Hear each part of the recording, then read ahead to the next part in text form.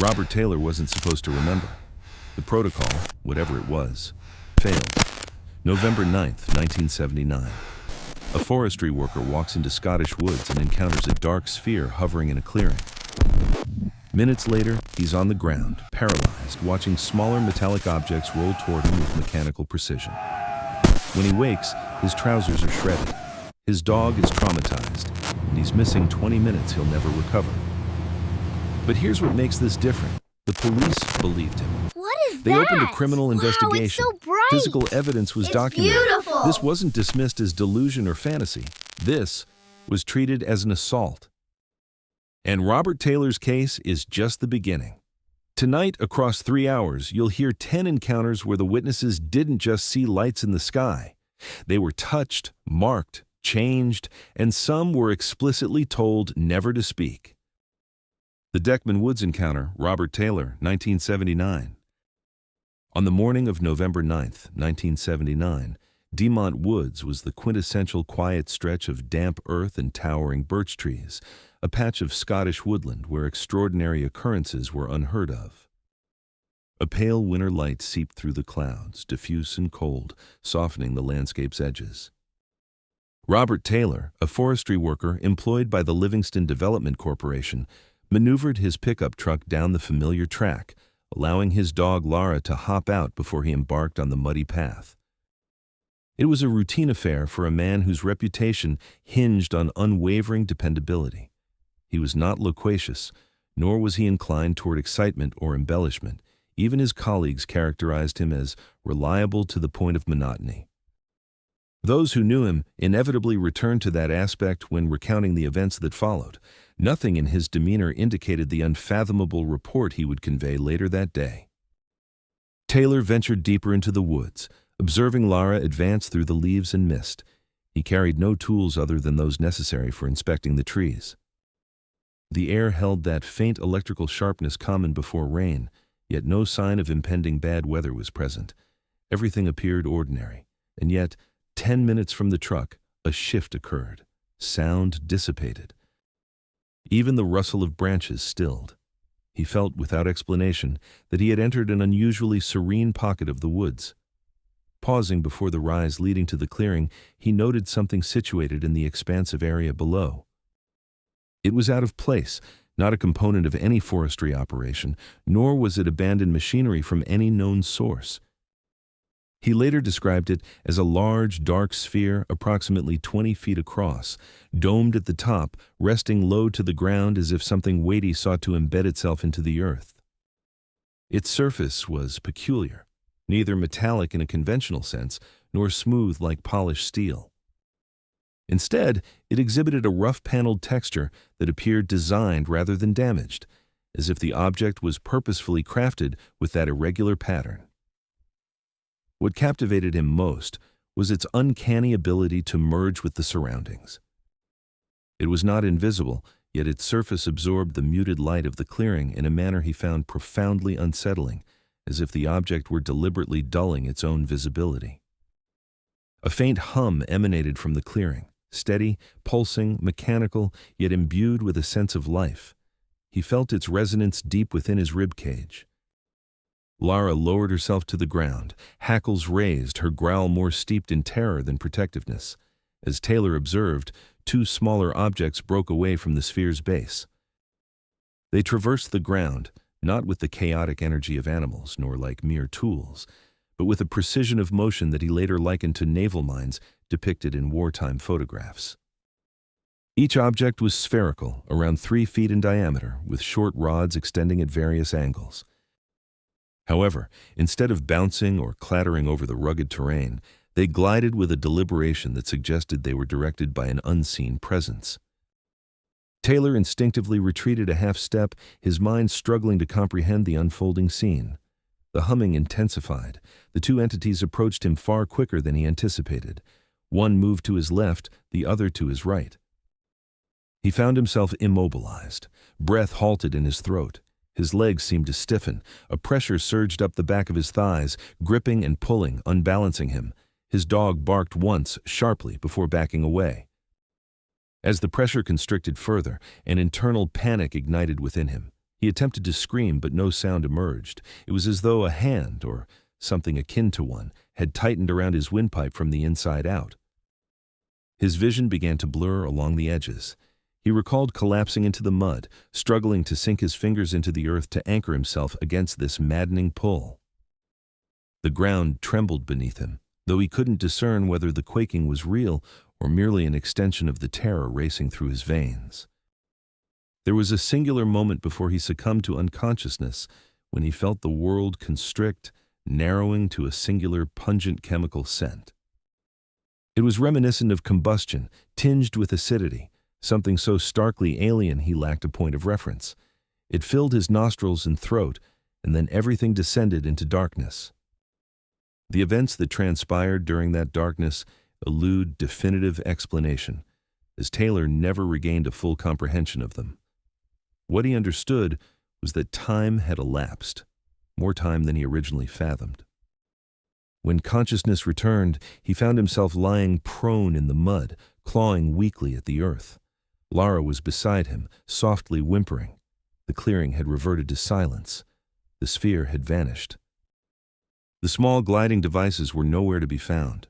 The air felt normal once more, almost absurdly mundane. A throbbing pain pulsed in his head. His throat was raw. His legs felt bruised and feeble. When he attempted to rise, his feet slipped beneath him, and he stumbled twice before finally managing to stand with support from a nearby tree. His trousers hung awkwardly around his hips, and upon glancing downward, he noted the fabric was ragged. Two elongated, mirrored rents graced each side, precisely at the spots where he had felt the gripping force. By sheer habit, he checked his watch, though it had ceased to function. The duration of his unconscious state remained a mystery to him. The trek back to the truck felt significantly longer than the journey into the woods. Upon finally reaching home, his wife cast a quick glance at him, her instinctive reaction nearly prompting her to call emergency services immediately. His face had lost its color, his expression vacant and distant. His hands trembled uncontrollably, and he struggled to articulate his thoughts, managing to piece together only a fragmented sentence. He had been attacked. A physician arrived not long after. The findings were concerning: severe shock, an accelerated pulse, low body temperature, throat irritation, and prominent bruising encircled both hips, aligning with the torn fabric of his trousers. The injuries bore a symmetry that no mere stumble or fall could explain. Later, the doctor remarked that the marks resembled the imprints of a forceful grip rather than blunt impact. Law enforcement was informed, not due to any supernatural implications, but rather because the accounts suggested a possible assault. Officers responded promptly, accompanying Taylor back to Dechmont Woods, where they entered the clearing with a field team. The sight before them was astonishing. They uncovered deep indentations in the soil, arranged in a pattern indicative of something substantial having rested or descended there. Two parallel gouges were discovered, equidistant from one another, as though something had scraped or carved into the earth in motion. Other than Taylor's footprints, no other traces were found, no tire marks, no signs of machinery brought in, nothing to account for the identical tears in Taylor's clothing. The police investigation stands as one of the most thorough official inquiries into a UFO incident within the UK. The officers who led the inquiry asserted for years that Taylor was neither deceitful nor disoriented. He was injured. He was frightened, and the clearing itself bore unmistakable signs that a massive object had existed there. In the subsequent days, a peculiar form of memory began to resurface for him, not images, nor were they dreams, but rather sensations. He recounted moments spent at home attempting to recuperate when fleeting impressions would flicker behind his eyelids. A subdued circular space, a gentle vibration coursing up his spine, a pressure on his forehead that was not painful, but undeniably unnatural. He once mentioned recalling a line of warmth traversing his chest and abdomen, moving slowly as if conducting a scan. He adamantly refused to label these instances as genuine memories. His distrust lingered, but the experiences persisted, each unsettling him as if he had briefly glimpsed something not intended for human memory. During one of those fleeting moments, he sensed an indescribable phenomenon that would haunt him for the remainder of his life. A communication devoid of sound, a phrase implanted not through speech but embedded in his consciousness. Years later, he reluctantly shared it with an interviewer. "Not harmful, not for you." This line unsettled him deeply, instilling more fear than the physical encounter itself, as he grappled with its origin and why it echoed the timbre of someone else's voice. Even stranger was the phenomenon of vanished time. According to Taylor's estimation, his exploratory walk should have brought him back to his truck by approximately 10:30 or 10:40 a.m. However, he arrived home closer to noon, weak and disoriented, with the gap remaining unexplained. As news spread, investigators began arriving from across the nation. Journalists flocked to Livingston. Some questioned Taylor's mental stability. Others insinuated he had misidentified a construction tool. Yet none could elucidate the matching tears in his trousers. None could rationalize the ground impressions. None could account for his injuries. And none could fathom why a modest forestry worker with an unblemished record would fabricate a story that left him physically shaken for months. Post-incident, Taylor rarely discussed the encounter.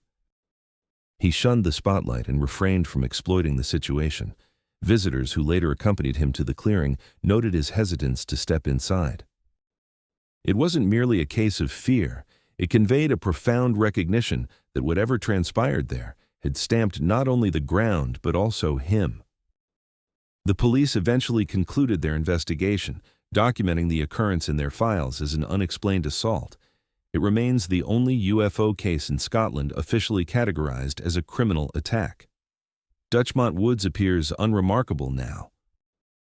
The clearing is a mere patch of grass like countless others, yet the narrative of Robert Taylor has not faded from the local lore. This is partly attributable to the physical evidence, partly due to the man himself, and partly due to the absence of a reassuring explanation for what happened to him. If one contemplates the story long enough, a singular detail persists. The instant preceding his loss of consciousness, when everything narrowed to that sharp chemical scent and darkness enveloped him. That final, clinical intrusion into reality. A moment that suggests something descended into that clearing, engaged with an ordinary man who merely happened to pass at an unfortunate time, and then vanished without a trace. Whatever transpired with him during the elapsed time, whether ensconced within the sphere or elsewhere entirely, left behind a solitary truth that Taylor carried throughout his life. It was real, and it was never meant to be witnessed. The A-70 abduction. Gary Wood and Colin Wright, 1992. The drive from Edinburgh to Tarboro should have taken less than an hour, even on a tranquil summer night. It was August 17, 1992, and the narrow country road known as the A-70 lay mostly deserted, meandering through stretches of farmland and expansive pockets of woodland. It was the kind of Scottish road where silence gathers, a stretch of landscape where headlights disclosed little more than hedges, fences, and the occasional animal suddenly frozen at the roadside. It was along this road, beneath an unusually dark sky, that Gary Wood and Colin Wright embarked on a journey neither would openly discuss for many years to come. They were on their way to retrieve a satellite television system from a friend in Tara, a seemingly mundane endeavor. Gary navigated the route in his Ford Transit van, while Colin occupied the passenger seat, occasionally remarking on the profound stillness of the night. The radio was off and a window was slightly ajar, the lingering scent of smoke from their earlier indulgence mixing with the cool air wafting into the cabin. Nothing in the ambiance suggested a deviation from the ordinary. However, just after 10 p.m., Gary experienced the first inkling that something was amiss. It was not a sound or a sight, but a sensation, a palpable pressure, as if the very air surrounding the van had thickened. Colin leaned forward, asking whether Gary had felt the strange weight bearing down upon them as well. A sense of something coalescing in the darkness enveloped them. Moments later, as they rounded a bend, the headlights swept across a swath of woodland, and there, suspended directly above the road, was a form neither could articulate later without faltering. It was black, but not in the way the night sky embodies darkness.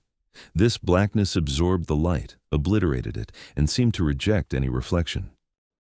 The object, oval in shape and roughly the size of a bus, exhibited sharply defined edges, making it appear impossibly precise against the surrounding void.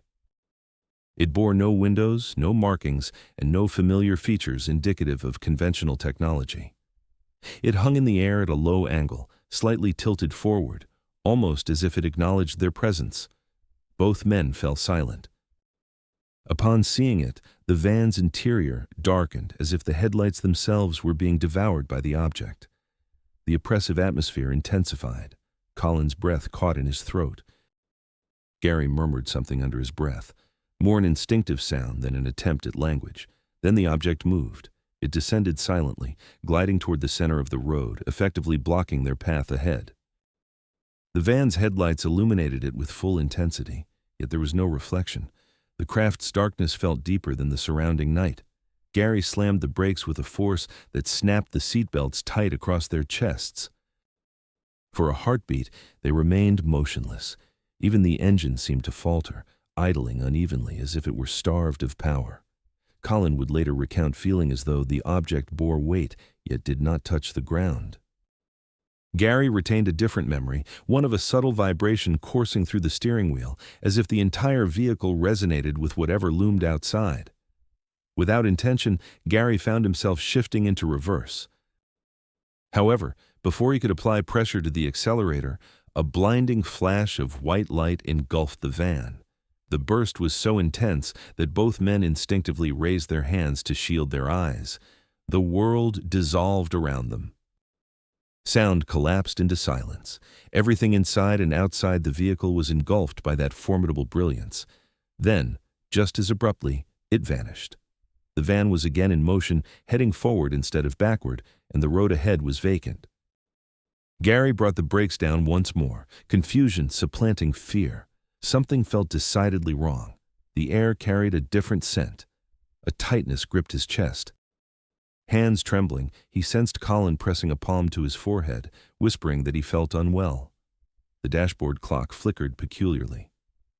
They remained in the dark for several seconds before Colin glanced at his watch. He scrutinized it, then tapped on the glass, holding it closer to the dashboard light. It was 11:55 p.m. The light had engulfed them around 10:40 p.m. More than an hour had evaporated, yet to both men, it felt akin to the blink of an eye. They completed their drive to Tara in near silence, both unsettled and grappling with the undeniable truth that something extraordinary had transpired during the lost hour. Their perceptions appeared dulled, as if they were navigating through water. Colin voiced that the van's interior felt wrong, though he struggled to articulate his meaning. Gary sensed a low buzzing at the base of his skull. Upon reaching their friend's house, the man immediately noted their appearance, pale and sweating, disoriented. They truncated their visit and headed home. In the 48 hours that followed, peculiar symptoms manifested. Gary struggled with vivid nightmares, flashes of unfamiliar rooms illuminated by a cold, white light.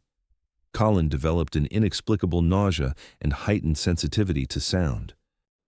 Both began to recall snippets of something elusive, impressions rather than clear images, pressure rather than pain. They recognized that something had occurred during their missing hour, yet each endeavor to consciously unearth it filled them with anxiety potent enough to make them sweat. It was not until weeks later that Gary consented to undergo hypnotic regression, guided by paranormal investigator Malcolm Robinson. Colin, less inclined, participated with reluctance, uncertain if he truly wished to uncover the reality. The memories that emerged during the hypnosis were startling in their clarity and consistency. Gary recalled the light enveloping the van, then stillness, a sensation of being suspended, though devoid of bodily control. When feeling returned, he found himself in an expansive circular chamber illuminated from above by an imminent glow devoid of a visible source. The air was warm and almost viscous, making each breath feel deliberate. He discovered that his arms and legs refused to move, not bound, but rather unable to respond to his commands. There were figures present in the room, tall, slender beings with elongated heads and a smooth, grayish complexion. Their limbs were lengthy and narrow. Their faces, devoid of emotion, bore dark eyes that felt infinitely deep, deeper than their size suggested. Gary noted their presence was disquieting, not merely due to their appearance, but from the manner in which they moved, fluidly, soundlessly, gliding with a precision that later reminded him of fish swirling seamlessly in water. One figure approached him, laying what he could only describe as a hand, or something that bore a resemblance to a hand, against the center of his chest. The touch neither radiated coldness nor warmth. In an instant, a wave of heat surged downward through his body.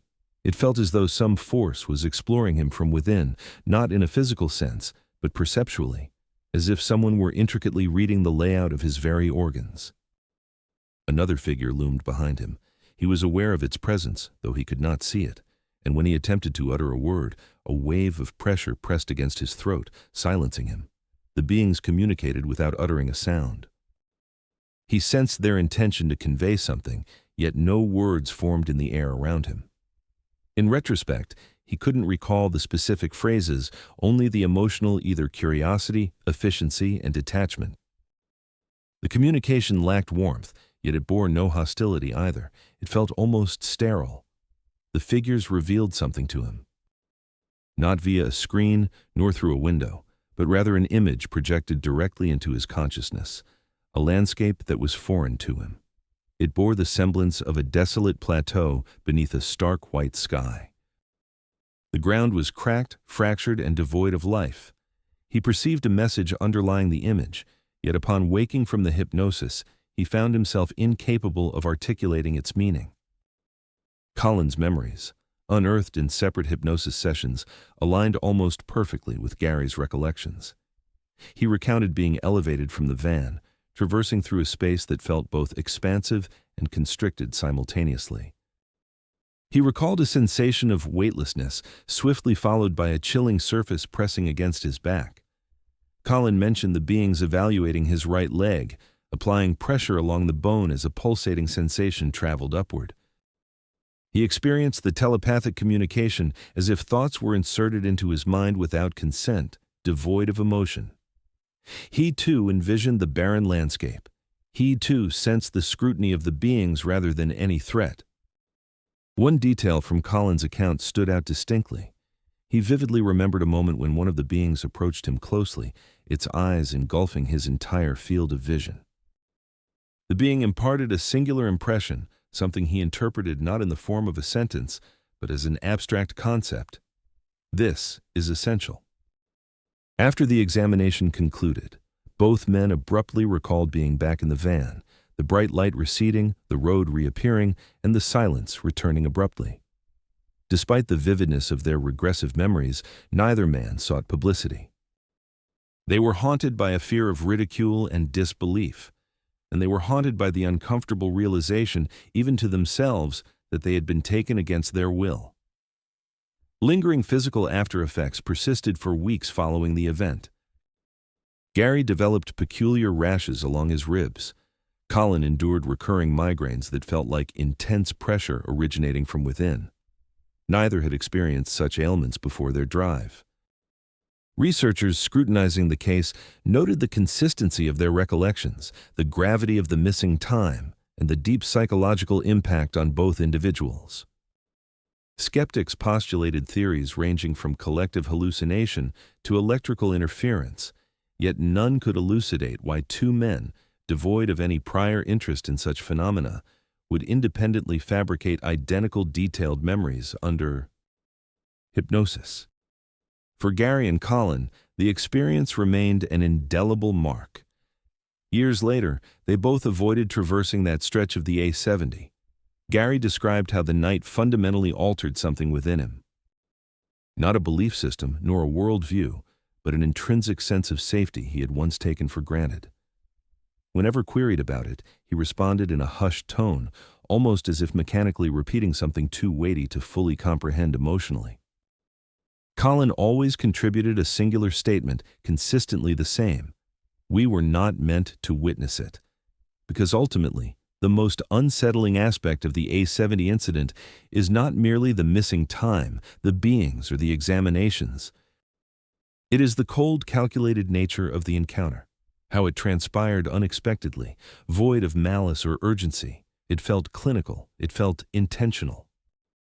And it left two men burdened with the inescapable knowledge that something in the shadowy Scottish countryside had reached out, taken them, examined them, and returned them as quietly as it had come, leaving them with no explanations, no closure, and no assurances that it would not occur again. The F Garden Intruders, the James Walker case, 1996. In the spring of 1996, the tranquil edges of Fay were imbued with the typical serenity of the season. Damp grass, hushed roads, and the distant sounds of farming drifted through the early hours. It was the kind of locale where neighbors were familiar with one another, where dramatic occurrences were rare, and where the silence inspired trust. James Walker, a 34-year-old mechanical technician, resided on a modest property just outside the village of Gateside. His home abutted an open field that sloped gently before ascending into a dense row of hedges. Beyond that lay another field, then miles of countryside stretching infinitely. Walker cherished this arrangement. More than anything else, he treasured his solitude. Yet, that very solitude would turn against him in ways he never imagined, as by the close of the year, he would find himself no longer sleeping with his curtains drawn. It all began on a windless Saturday night in late April. Earlier that evening, Walker had occupied himself fixing a malfunctioning pressure valve in his workshop at the rear of the house. At approximately 11:30, he secured his workshop and stepped outside, soaking in the cool stillness. The only illumination came from the porch light and the faint hazy glow of the moon hanging low over the field. He enjoyed the tranquility while smoking half a cigarette before retreating inside and activating the house alarm. He drifted off to sleep with ease, or so he believed. Around 3 a.m., he awoke suddenly. There were no sounds, no blinding flashes of light, no dreams left to remember, just an immediate sense of alertness, the kind associated with having been startled by something tangible. He lay in bed, completely still, listening intently. The house exuded an unsettling atmosphere. It wasn't the temperature nor the illumination that felt amiss. It was the atmosphere, dense and constricting, almost suffocating in its embrace. He shifted onto his side and cast a glance at the window. The curtains emitted a faint shimmer, not bright or illuminated, merely lighter than the surrounding shadows, as if the landscape outside was drenched in a muted silver radiance. Propelled by curiosity, he propped himself up on one elbow, attempting to decipher the uncanny sight unfolding before him. Then a sound reached him, or rather a vibration. It was not an audible noise, but a low electric thrum resonating from beyond the walls. Initially, he suspected that perhaps a vehicle had arrived on the property, maybe a farmer's quad bike or the distant whisper of industrial activity. However, as he drew closer to the window and gingerly parted the curtain, he felt an icy surge of disbelief. 3 diminutive figures stood poised at the edge of the field where the grass kissed the hedge. They were not mere shadows, outlines crystallized in the pallid wash of light that appeared to emanate from nowhere. No taller than 4 feet, their limbs were elongated and thin, bordering on fragile, their heads oddly oversized for their proportions. Though the details of their faces eluded him, no discernible eyes, no mouth clearly defined, he grasped immediately that these beings were neither children nor any animal he could identify. They remained standing in a precise line, utterly still. Walker's throat constricted. An instinct urged him to retreat, yet he found himself frozen. This paralysis wasn't born from fear. It was a different sensation altogether, akin to being ensnared from within. It was not his muscles that were gripped, but rather the very urge to flee. The figures remained motionless. Then they began to glide, traversing the distance without the usual cadence of footsteps. Their movement was fluid and silent. When the first figure reached the base of his garden, Walker felt an inexplicable pressure manifest at his temples, chilling and acute.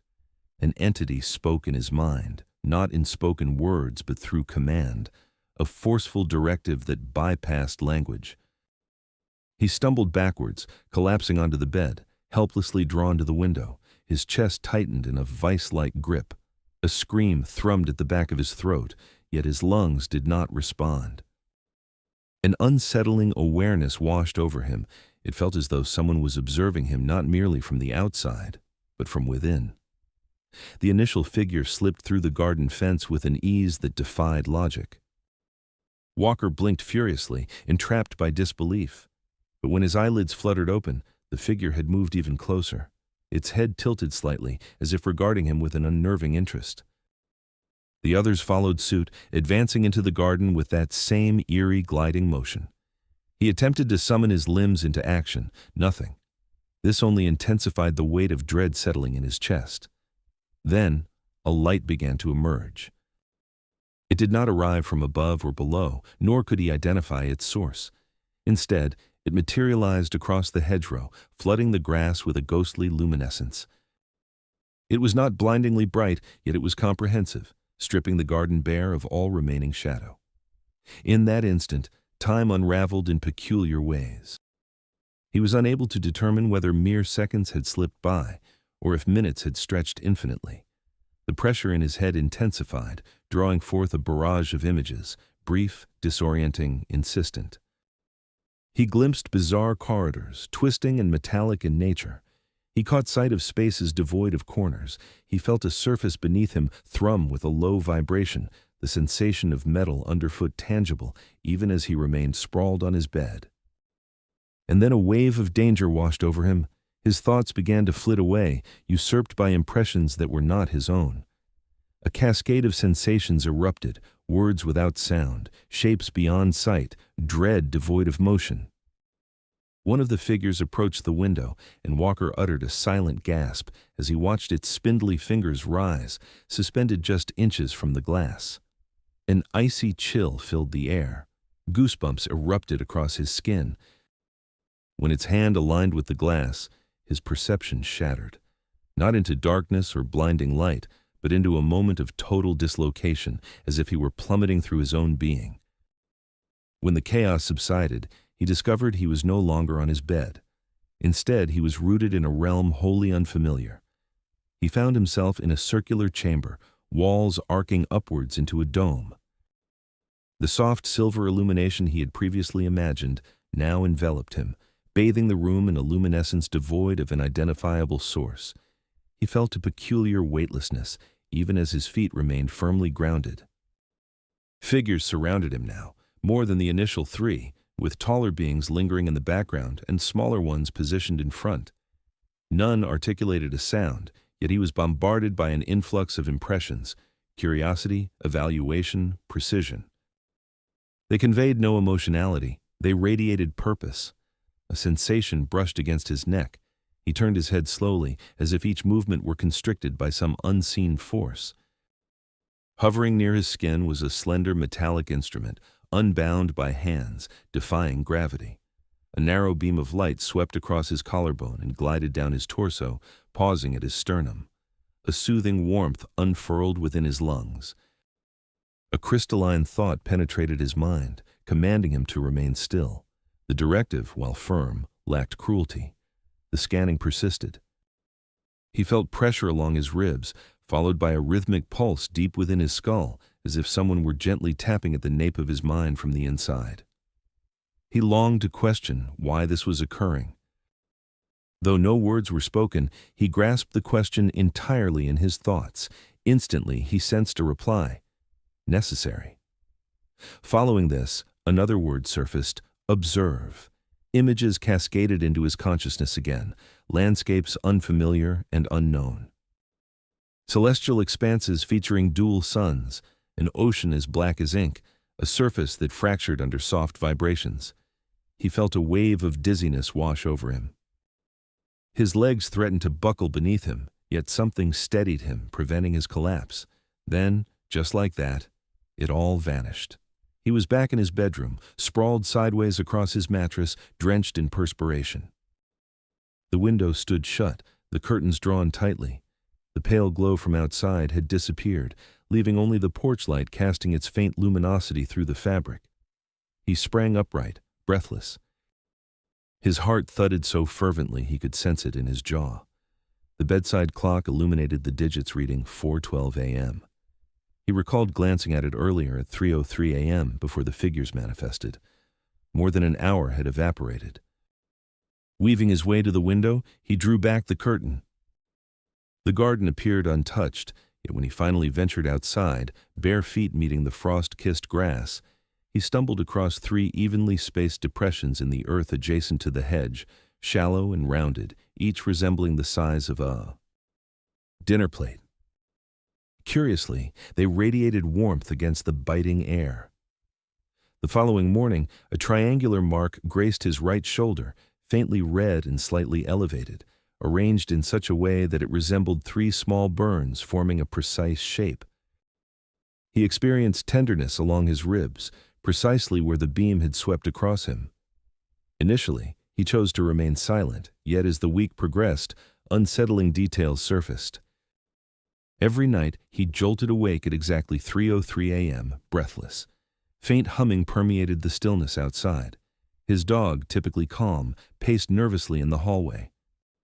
Neighbors began mentioning peculiar lights illuminating the field that same night.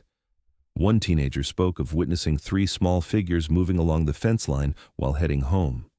Then came the emotional unraveling. Walker found himself incapable of sleeping without the lights ablaze. As night descended, he steered clear of the rear garden, overwhelmed by sudden panic attacks that mirrored the pressure against his temples he'd felt when the figures had approached the window. Even the slightest flicker of silver light, such as a car reflection, left him feeling queasy. Eventually, he confided in his doctor. The general practitioner noted the triangular mark but offered no explanations. He suggested counseling for stress. However, something about Walker's tale struck the doctor as deeply unsettling enough that he discreetly recommended he refrain from discussing the incident with neighbors or the media. Within days, 2 men appeared in the vicinity, posing questions. They were not law enforcement. Walker never uncovered their identities. As the months drifted by, the panic attacks diminished, yet the memory remained vividly etched in his mind. He could replay that fateful night with startling clarity, but as he neared the moment inside the circular room, an icy dread anchored itself within his chest. He revealed he never felt observed in an otherworldly manner after that incident. Instead, he felt catalogued, as if the experience had not been for communication or malice, but rather for assessment. The word necessary haunted his thoughts more than he would have liked. Identification of the figures eluded him. Understanding of the events, similarly, never unfolded. Yet he took precautionary steps. He altered the locks on his windows, installed brighter outdoor lighting, and ensured the curtains remained firmly shut each night. Darkness no longer enveloped him as he surrendered to sleep. For once, something stands at the perimeter of your awareness, something that traverses boundaries and whispers within your consciousness. Solitude becomes a different kind of companion. Not one that offers comfort, but an enduring presence that lingers, subtly shifting your world. The Pit Locker Campsite Encounter, 1989. The forests surrounding Pit Locker typically serve as a sanctuary for those wishing to escape the chaotic clamor of daily life. Towering pines, languid rivers, and extended stretches of serene trails create an aura of untouched wilderness, particularly in late summer when evening air cools and the scent of resin hangs thick amongst the trees. In August 1989, 3 friends, Mark Henderson, Ian Boyd, and Liam Fraser, pitched their tent in a riverside clearing bordering the town, selecting a familiar patch they had camped in several times before. It was known ground, a level expanse of earth, a small stone fire ring, and the steady murmur of the river flowing softly in the dark. Their intentions were uncomplicated, a weekend of camping, fishing, and sharing a few brews by the fire. Arriving early in the evening, they assembled the tent and gathered firewood from the wooded surroundings. The sun sank low in the sky, casting a soft purple hue above the hills, before the embrace of night finally enveloped the clearing. By 10:30, the fire had succumbed to a steady glow, Mark positioned himself closest to it, prodding the embers with a stick. Ian reclined on his sleeping mat, gazing upward through the tree canopy at the occasional gaps where stars twinkled. Liam moved restlessly between the riverbank and the fire, humming softly to himself, relaxed but with a hint of unease beneath the tranquility. It felt like any other camping weekend.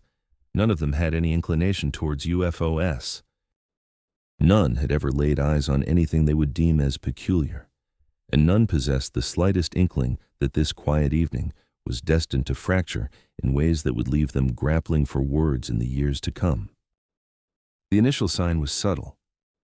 The temperature plummeted unexpectedly, not in the natural ebb and flow of a cold breeze sweeping through the forest, but rather a drastic, stinging drop that compelled all three men to instinctively draw their jackets tighter.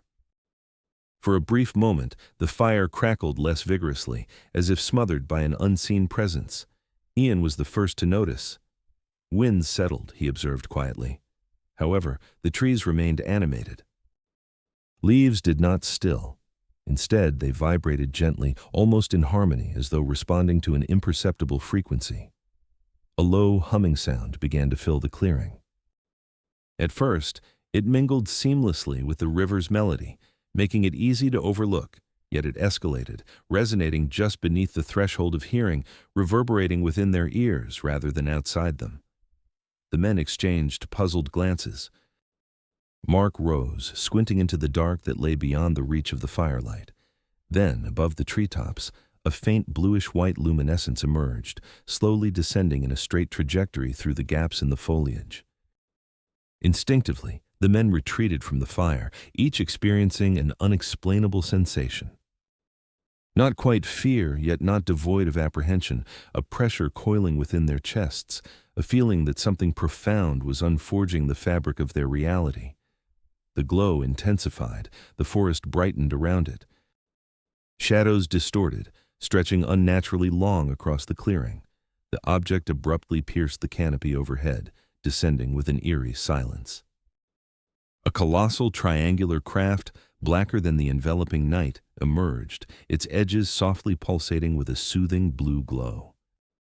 It hovered approximately 30 feet above the clearing, utterly motionless, defying all laws of physics, gravity, and sound.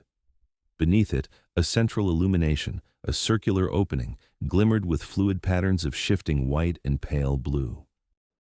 The hum resonated deeper, vibrating through the men's bodies as Liam whispered, "Jesus, what is that?" Yet, his voice barely registered, as if the very air conspired to stifle sound. The triangle hung there, suspended directly over the fire, as embers rose into the air at an unusually languid pace, miraculously halting mid-flight for seconds before drifting back down. Then came the wave of paralysis. It did not strike them all at once. Instead, it trickled through the clearing like a gentle pressure wave. Mark first sensed his knees locking, followed swiftly by his arms stiffening against his sides. Ian found his breath stalling midway through an inhale. Liam attempted to recoil but found himself unable to do so. Their muscles were not merely rigid, it was their very will to move that evaporated. Thoughts hit an invisible barrier, as if an unseen force had reached into their minds and severed the connection between intention and action. The hum expanded, deepening in tone. A fresh sensation manifested. Voices not articulated outwardly, but resonating within the confines of their minds. Impacts first, then forms, followed by meaning. Layers of thoughts overlapped, devoid of emotion. Stay still. Observe. Do not resist. Mark would recount later how it felt like being ensconced in a chorus of whispers that did not originate from human minds. Ian described it as a palpable pressure, numerous thoughts pressing against his own, selecting which of his thoughts he was permitted to retain. The aperture beneath the craft expanded, bathing the surroundings in a soft, controlled beam of light that seemed to absorb rather than illuminate the darkness engulfing the clearing. A tingling sensation crawled along Liam's spine, as if the beam were methodically traversing every aspect of him, molecule by molecule. Mark's vision began to fade and blur. The boundaries of the clearing dissolved. He instinctively tried to scream, not out of horror, but from a primal instinct to tether himself, to summon anything human amidst the surreal. Yet, only a faint whisper escaped his lips. A flash of white enveloped everything. When the illumination receded, the clearing had vanished. He stood, or felt as if he were standing, inside an enclosed space. Walls that curved inward, smooth yet reflective, reminiscent of matte and glossy obsidian that emitted a soft light, surrounded him. The hum intensified, pulsating through the walls. Nearby, Ian and Liam were present, their essences perceptible despite their absence from his sight. Their thoughts remained faint but reachable. Forms shifted in the periphery of the glow, slender figures, almost humanoid, yet distinctly other. Limbs elongated and heads tapered softly toward their chins. Although their mouths remained still, voices filled the expanse. Maintain calm, process beginning, observe. Mark felt his chest constrict. His body seemed weightless, as if cradled by an unseen force from all sides. A figure drew near, its movement an enigmatic blend between walking and gliding. Seamlessly and fluidly, it extended an arm, revealing a slender device that glimmered softly. He struggled to turn his head but found himself incapable. A warm beam coursed over his torso, penetrating deep within his lungs and bones. It wasn't a painful sensation. Rather, it was akin to being meticulously scanned in layers, each part of his being scrutinized and recorded. Images burst in his mind unexpectedly, an expansive plain under a pale sky, a monument rising from a shadowy desert, and a body of water illuminated from below. The emotion of distance washed over him, vast, endless, unfathomable distance. He couldn't decide if those images were solely presented to him or dredged from his own consciousness. Ian's essence grazed against his, an instant flicker of fear entangled with Liam's, which felt bewildered and innocent in its urgency. Mark willed himself to pose an internal inquiry. Why us? A momentary pause followed, then an understanding.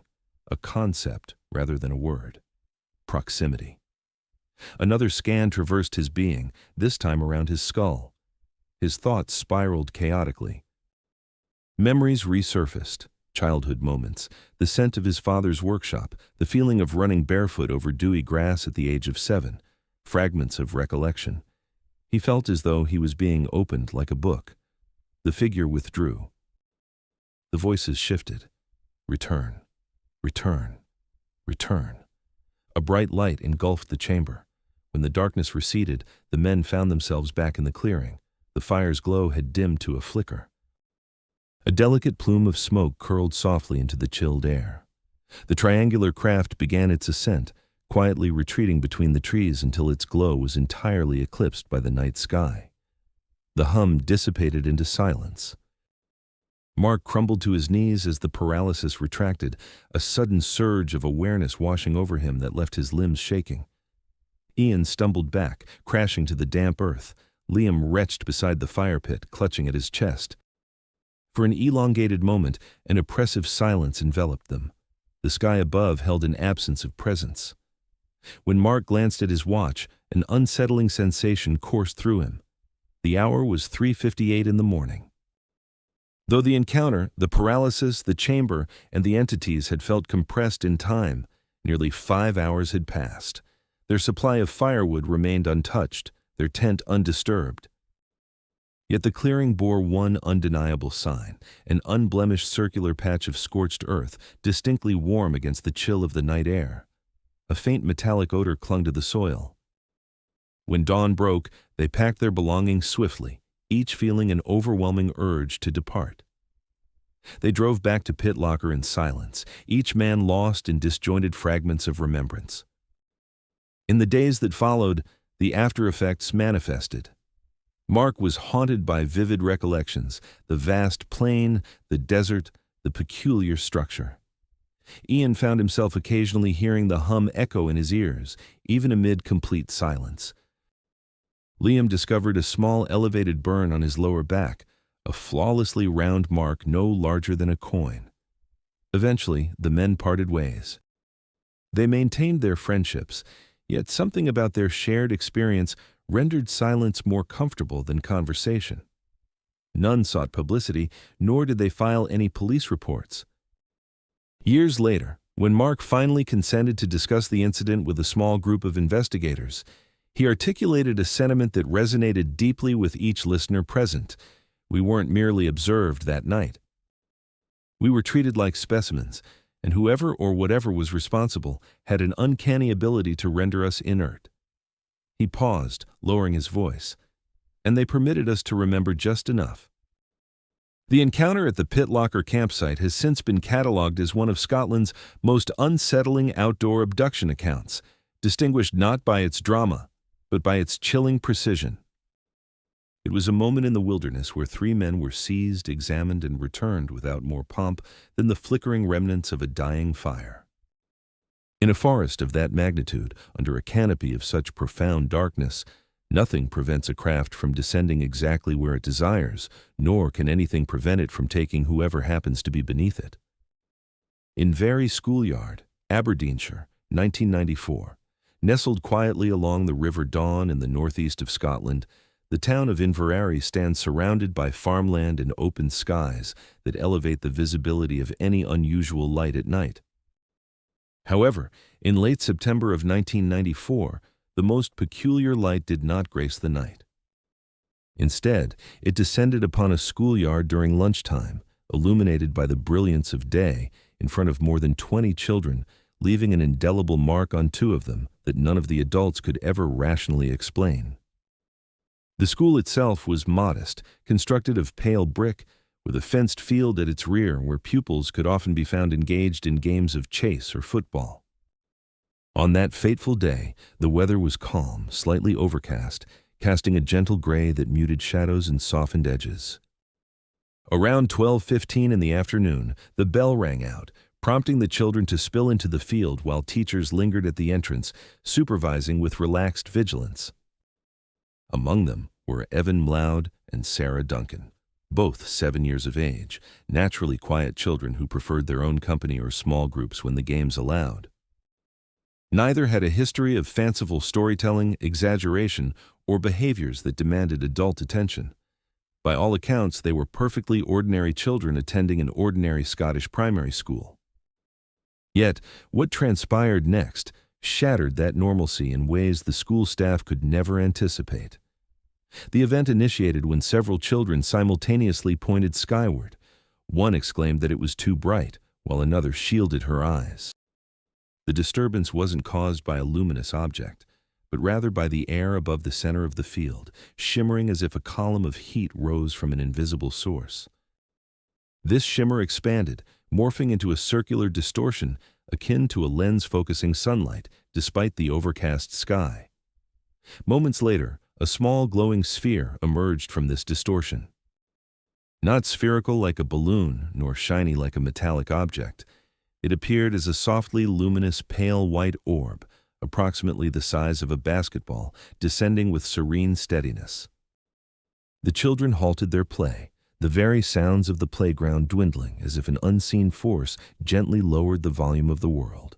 Several teachers noticed the sudden silence before they glimpsed the orb. Initially, they conjectured it to be a toy or perhaps a trick of sunlight interacting with moisture, but as it drifted closer, the impossibility of dismissal grew. It lingered above the grass at knee height, drawing a loose circle of children around it. Some took a step back, while others inched closer, captivated rather than terrified. Evan and Sarah stood closest, their faces washed in the pale glow. The orb pulsed gently. What transpired next is one of the most perplexing and documented moments of the entire episode. In a flawless synchrony, the 2 children stepped forward together in a slow, dreamlike manner. One teacher, Miss Robson, later remarked that it appeared as if they were somehow being invited, though she later hesitated to utter that particular phrase. Reaching the edge of the glowing object, they halted less than an arm's length away. Several classmates called for them, but neither child responded. The orb brightened just a fraction before, witnessed by more than 20 observers. The 2 children vanished. Not in a swift flash, a plume of smoke, or an indistinct blur, but rather they simply ceased to be visible, as though someone had meticulously excised them from the fabric of existence. Moments earlier, they stood before the orb. Now they were absent, while the orb maintained its stillness, hovering exactly where it had been. The playground erupted in chaos, screams ringing out as teachers rushed forward and panic surged. Some children recoiled, weeping, while others declared that the orb had consumed them, whisked them away, or rendered them invisible. One teacher attempted to grasp the orb, but her hand slipped through a soft resistance, akin to pushing into thick, vibrating air, prompting her to withdraw in shock. Before anyone could fully comprehend the unfolding situation, the orb pulsed again, and suddenly, the missing children re-emerged. They stood precisely where they had been when they had vanished. Yet, something about their demeanor felt off. Their postures came across as wrong, faces slack and eyes unfocused, arms hanging limply at their sides, fingers curled faintly inward. The noise of the playground diminished to almost complete silence, as if the world paused to take a breath. One boy screamed. A girl succumbed to nausea. A teacher began issuing frantic instructions that were lost amidst the commotion. Evan blinked once, and slowly his mouth moved without sound. Sarah tilted her head at a strange angle, as though attuned to something faintly distant. The orb dimmed, its glow collapsing inward until only a slender thread of light remained. Then, with a sudden burst of energy, it shot upward in a perfectly vertical line, disappearing into the clouds above. The moment it vanished, the sounds of the schoolyard snapped back into existence. Teachers hurriedly ushered the children indoors, with some clinging to one another while others shoved past in sheer panic. Even those who had not directly witnessed the orb felt the tremors of fear ripple through the crowd, an unseen hand gripping their hearts. Evan and Sarah found themselves in the head teacher's office, their faces drained of color, trembling and beating with sweat despite the coolness of the air surrounding them. When questioned about the events, they remained silent at first, their gazes fixed ahead, eyes glazed over as if looking beyond the confines of reality. Medical staff were summoned, parents informed. Within the span of an hour, the school transformed into a scene of orchestrated chaos. Doors were locked tightly, classes were suspended, and teachers whispered furtively in the hallways. Upon examination by the school nurse, unsettling revelations emerged. Triangular marks appeared on Evan's lower left forearm and on Sarah's upper right shoulder. Each triangle was meticulously crafted, composed of 3 small red dots spaced evenly, forming an unnervingly perfect shape. To the touch, the marks radiated warmth. By late afternoon, the children began to find their voices once more, yet the accounts they shared stood in stark contrast to the world around them. Evan spoke of a white room, a statement he struggled to justify. How could he know it was white when he also claimed there were no walls? Sarah stated that she could not recall a room at all, only the presence of gentle voices assuring her that there was no need to fear.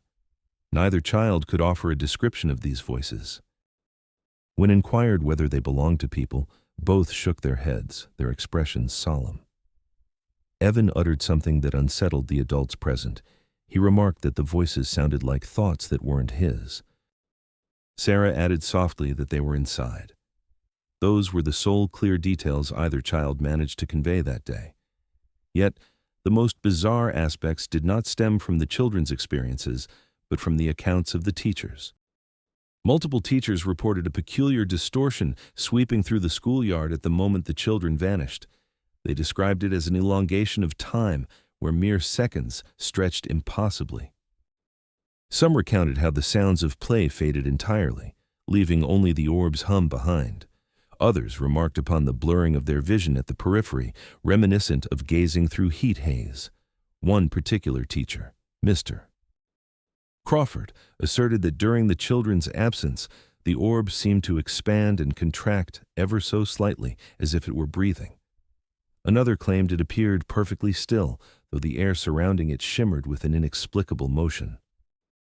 There was no consensus among the teachers regarding any changes in the orb's size, but every one of them concurred. Those children were unmistakably and utterly gone, not hidden behind something, not concealed, just gone. The town council insisted on a discreet approach to the situation. Local authorities acted with caution. No police report ever surfaced. Yet, 2 days post-incident, a pair of men visited the school, requesting an audience with the head teacher. Their affiliations remained unverified. They presented themselves as formal and composed, demonstrating a troublingly thorough understanding of the event, despite no outreach from anyone. They advised, both politely and authoritatively, that teachers refrain from discussing specifics with the press. They also recommended that parents be assured the children had merely experienced a transient dissociative episode spurred by an unidentified aerial phenomenon. The specificity of their wording prompted the head teacher to later express that it sounded rehearsed. In the weeks that followed, Evan and Sarah exhibited increasingly peculiar behaviors. Both reported intermittent headaches. On several occasions, they awakened at exactly 2:14 a.m. for consecutive nights. More disturbingly, both would occasionally gaze into corners of rooms as if listening intently to something inaudible. The recollection of the event caused neither child to tremble less. Initially, classmates distanced themselves from them, as the honesty of childhood was steeped in fear. Whispers of rumors suggested that the orb might return. A number of children even refused to play in the field for the remainder of the year.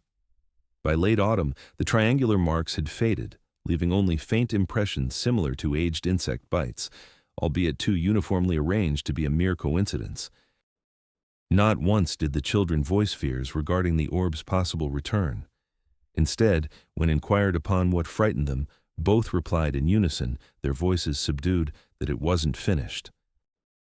The Inverary schoolyard light stands out as one of Scotland's most unsettling accounts of close encounters, not due to dramatic abduction imagery, but for the methodical manner in which the event unfolded. 2 children were taken in plain sight of numerous witnesses, held elsewhere for a brief but discernible duration, examined or communicated with, and then returned unscathed. No message was delivered, no explanation offered, no uproar resounding through the air. Merely a precise extraction followed by a calculated return. A moment of impossibility enacted under the daylight sky on a school field in a town so small that nothing out of the ordinary typically occurs, save for that day when something descended from the still sky and paused the world long enough to claim what it desired. The Octor House Night Visitor, Mrs. K, 1976. On the northern fringes of Dundee, the land gently rises toward the Sidlaw Hills. Small farms, stone cottages, and narrow lanes weave between fields that, during winter, rest heavily under low-hanging clouds. In early February 1976, one of those cottages at the edge of Octor House became the site of an experience that would leave an indelible mark on its primary witness. An occurrence that would forever alter her perceptions of her bedroom, her ceiling, and the vast sky that loomed above her home. For reasons of privacy, the witness is typically designated as Mrs. K. At the time, she was in her late 30s, married with 2 children, and employed part-time in Dundee. Friends characterized her as practical and level-headed, distinctly not someone inclined towards fantasies. On the night it transpired, the weather had turned decidedly foul. Strong gusts of wind rushed down from the hills, rattling loose slates and pelting rain against the windows and sheets. Power outages were frequent under such meteorological conditions. Around 10:15 p.m., the lights in the cottage flickered twice before plunging into darkness. The family illuminated candles and settled in the living room, attuned to the wild dance of the wind outside. Gradually, the children retired for the night, and after a time, her husband too succumbed to the pull of sleep. Not long after 11:30, the electricity surged back to life, accompanied by a dull hum that reverberated through the house as the lights flickered on once more. By the stroke of midnight, the house had surrendered to silence. The wind had lulled, leaving only the sporadic creaking of the aged wood as it adjusted to the stillness. Mrs. K lay in her small front bedroom, facing the window, where the curtains were drawn almost entirely shut, except for a narrow sliver of glass that allowed a faint orange glow from a distant farmhouse security light to pierce the darkness. She found herself staring at that strip of illumination, her thoughts drifting from work to mounting bills and the plans for the week ahead, until gradually the clutter in her mind thinned out and her body surrendered to the beckoning arms of sleep. It was not a sound that roused her, but rather an uncanny sensation that something in the room had shifted. As she opened her eyes, a visceral understanding surged within her. Something was amiss. The air felt denser, as if the very essence of the atmosphere had been transformed. The familiar shadows on the ceiling that had previously offered comfort had vanished, replaced by a dim uniform light that filled the space. It was not bright enough to be harsh, yet luminous enough to eradicate the encroaching darkness. In its oddly clinical glow, she found herself reminded of hospital illumination, devoid of emotion or warmth. As she surveyed the room, she could locate no source for this light. Her initial thought was that an electrical surge had occurred again while she had unwittingly dozed off with the lamp on. She turned her gaze toward the bedside table, quickly noting that the lamp was extinguished. The plug had been pulled from the socket during the earlier outage. Yet, the room remained filled with light. Then she became aware of a more alarming realization. She was utterly immobilized. The realization crept upon her gradually. She attempted to raise her right arm, but felt only an absence of sensation. No resistance, no discomfort, merely an utter lack of response, as though her intent to move dissolved before it could reach her muscles. Her legs lay heavy and unyielding beneath the covers, while her chest swelled and fell in a normal rhythm. She was able to breathe. Her heart beat violently, yet her body resisted every command to shift. Nothing met her ears, no footsteps, no creaking doors, no mechanical whirs. Only a faint, almost subliminal vibration resonated in the background, reminiscent of distant industrial machinery or the low hum of transformer load. The only part of her capable of movement was her gaze. She turned her eyes toward the window. A figure loomed at the foot of the bed. It was not merely a silhouette formed by the headlights or swaying trees. It was an unmistakable presence intruding upon space, partially obscuring the softly glowing ambiance of the room. It stood roughly at the height of a child, but its elongated form lent it an eerie thinness, making it appear stretched rather than diminutive. Its head, disproportionate and somewhat enlarged, tapered gently toward the chin, while its shoulders sloped dramatically. The arms dangled longer than those of an ordinary person, hands hanging near its knees. Although she did not see its eyes in the manner depicted in films or literature, she was acutely aware of their presence. The sensation of being scrutinized was profound. She did not sense malevolence, nor did she experience comfort. What enveloped her was an unyielding attention, intensely focused, pinning her down to the mattress beneath her. Instinctively, she yearned to call for her husband, yet the muscles in her jaw held steadfast. She was incapable of opening her mouth. She tried to force a scream out from her chest, but only managed a shallow exhalation, nearly inaudible. Her throat constricted painfully. Tears threatened to spill from the corners of her eyes. Then, something within her shifted, a line of coldness tracing from one temple to the other, a thin thread stretching taut across her mind. Along with it, an alien thought intruded, devoid of a voice or accent, yet resonating with clarity and weight. "Do not be afraid." The phrase did not soothe her. Instead, it altered the nature of her panic. It flattened it, as if her fear had been temporarily placed behind glass. While her heart continued to race, the terror was kept at bay, unable to break through. The figure at the foot of her bed tilted its head slightly, seemingly appraising her response. Another intrusive thought emerged. "We will not harm you." Mere seconds later, without any sensation of hands supporting her, her body lifted. No pressure below, only an unforeseen lightness. The mattress beneath her abruptly seemed to vanish. She did not rise with the gentle motion of weightlessness, but rather ascended in a direct line, as though a hidden anchor was drawing her upward. Her nightdress clung to her, the fabric remaining motionless, as though the forces of gravity were unchanged for the clothing, while her body found itself suspended beyond its grasp. She observed the ceiling drawing closer with a disquieting calm that baffled her in hindsight. The plaster loomed larger, approaching with a swift inevitability, and she braced herself for impact. Yet, rather than meet a jolting collision, there came a moment of disorienting sensation, the impression of something solid pressing against her forehead, yielding without fracturing. It was akin to moving through frigid water and hot sand simultaneously. For an ephemeral moment, all she perceived was an indistinct gray that enveloped her. Then abruptly, the space shifted. She found herself reclining on a surface that felt smooth and slightly warm. It was neither metal nor fabric, something in between. The illumination in this new environment was brighter and whiter than in her bedroom, while still maintaining a diffused quality. There were no visible light sources, no lamps, bulbs, or fixtures. The walls arched around her, forming a seamless circular chamber, each element appearing perfectly integrated, devoid of joints, corners, or fasteners. The only divergence in the smoothness was a recessed panel on one side, pulsating faintly with a gentler glow. Though she could not turn her head far, she had enough vision to realize she was no longer in her home. The figure from the foot of the bed was now stationed closer, standing beside her while shapes, reminiscent of its form, moved subtly in her periphery. They shared its elongated limbs and slightly oversized heads, a collective eeriness enveloping her in that unfamiliar space.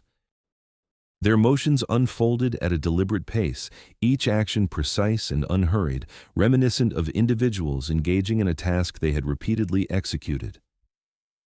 Silence enveloped the room, as no words passed between them. When she attempted to voice her confusion, no sound emerged. However, every time an inquiry took shape in her mind, a corresponding sensation seeped into her consciousness, not a direct answer, but rather a subtle recalibration of her thoughts. Pondering, who are you? She sensed a distant and alien essence. As the thought shifted to what are you doing, an impression floated into her awareness, examination. The term carried with it a context woven with an emotional loftiness, the clinical detachment of their intent clear. There was no malice evident, nor enjoyment, no visible cruelty, merely an unwavering commitment to the task at hand. Something brushed against her wrist. Straining to glance down as much as the constraints allowed, she caught sight of a slender instrument, scarcely larger than a fountain pen, hovering just above her skin. It rotated with a languid grace, projecting a thin, almost ethereal beam that surveyed the underside of her arm, from her wrist to her elbow. As the light glided past, a soothing warmth permeated her tissues, akin to something careening gently through the depths of her limb. The device ascended toward her shoulder, and her heartbeat quickened. The beam traced the base of her neck before sweeping across her chest. There was no discomfort, only a profound internal awareness that something unseen was cataloging her very structure. An additional impression tumbled into her mind, healthy, normal. Almost immediately, another device approached from below, scanning her abdomen. She felt a subtle clenching in her stomach muscles. The platform on which she lay vibrated with a low hum akin to the gentle pulse of medical apparatus. It struck her that her breath had slowed, yet it was not a choice of her own volition. She made an effort to compel her chest to rise more rapidly. It was futile. Her body had been ensnared in a type of controlled stasis, permitting only the most minimal movements.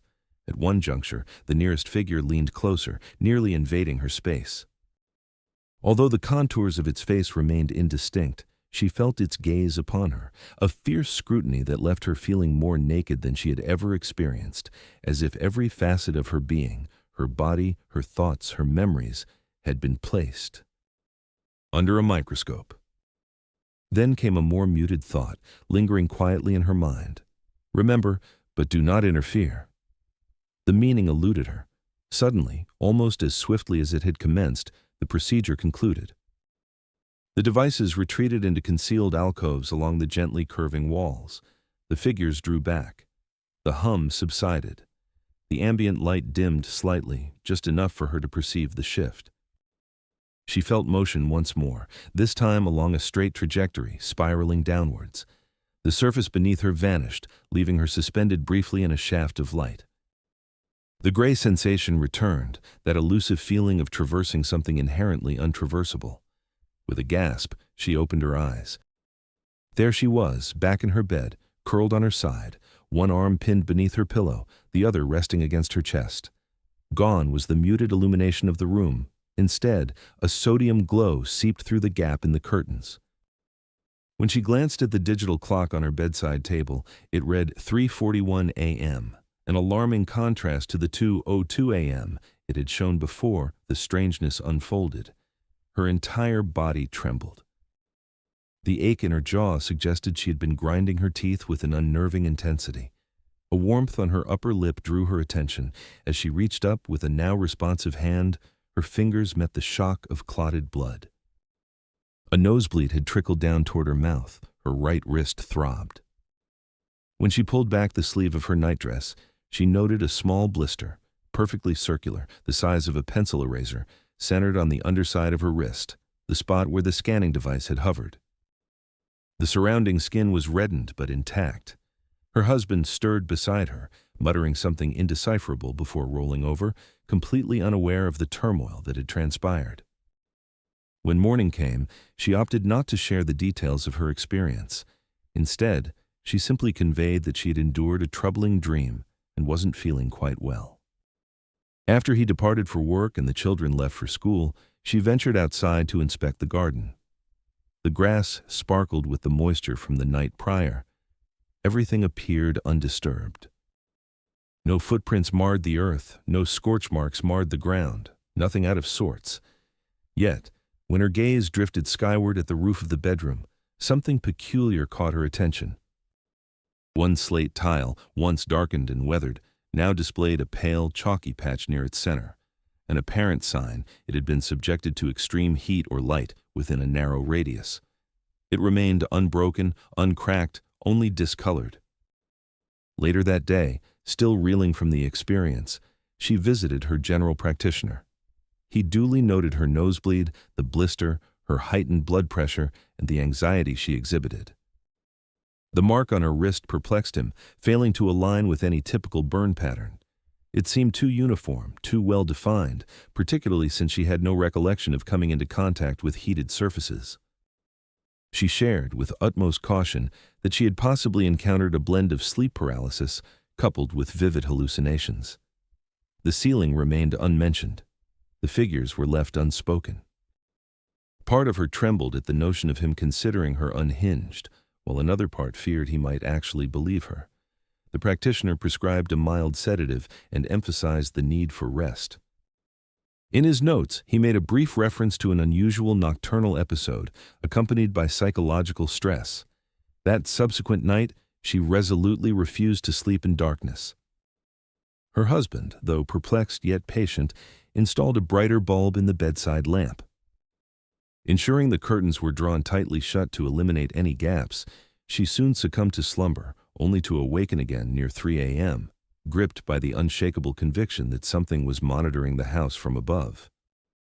No lights illuminated, no figures loomed at the bedside, yet the sensation was so potent it compelled her to sit up, remaining that way until dawn crept in.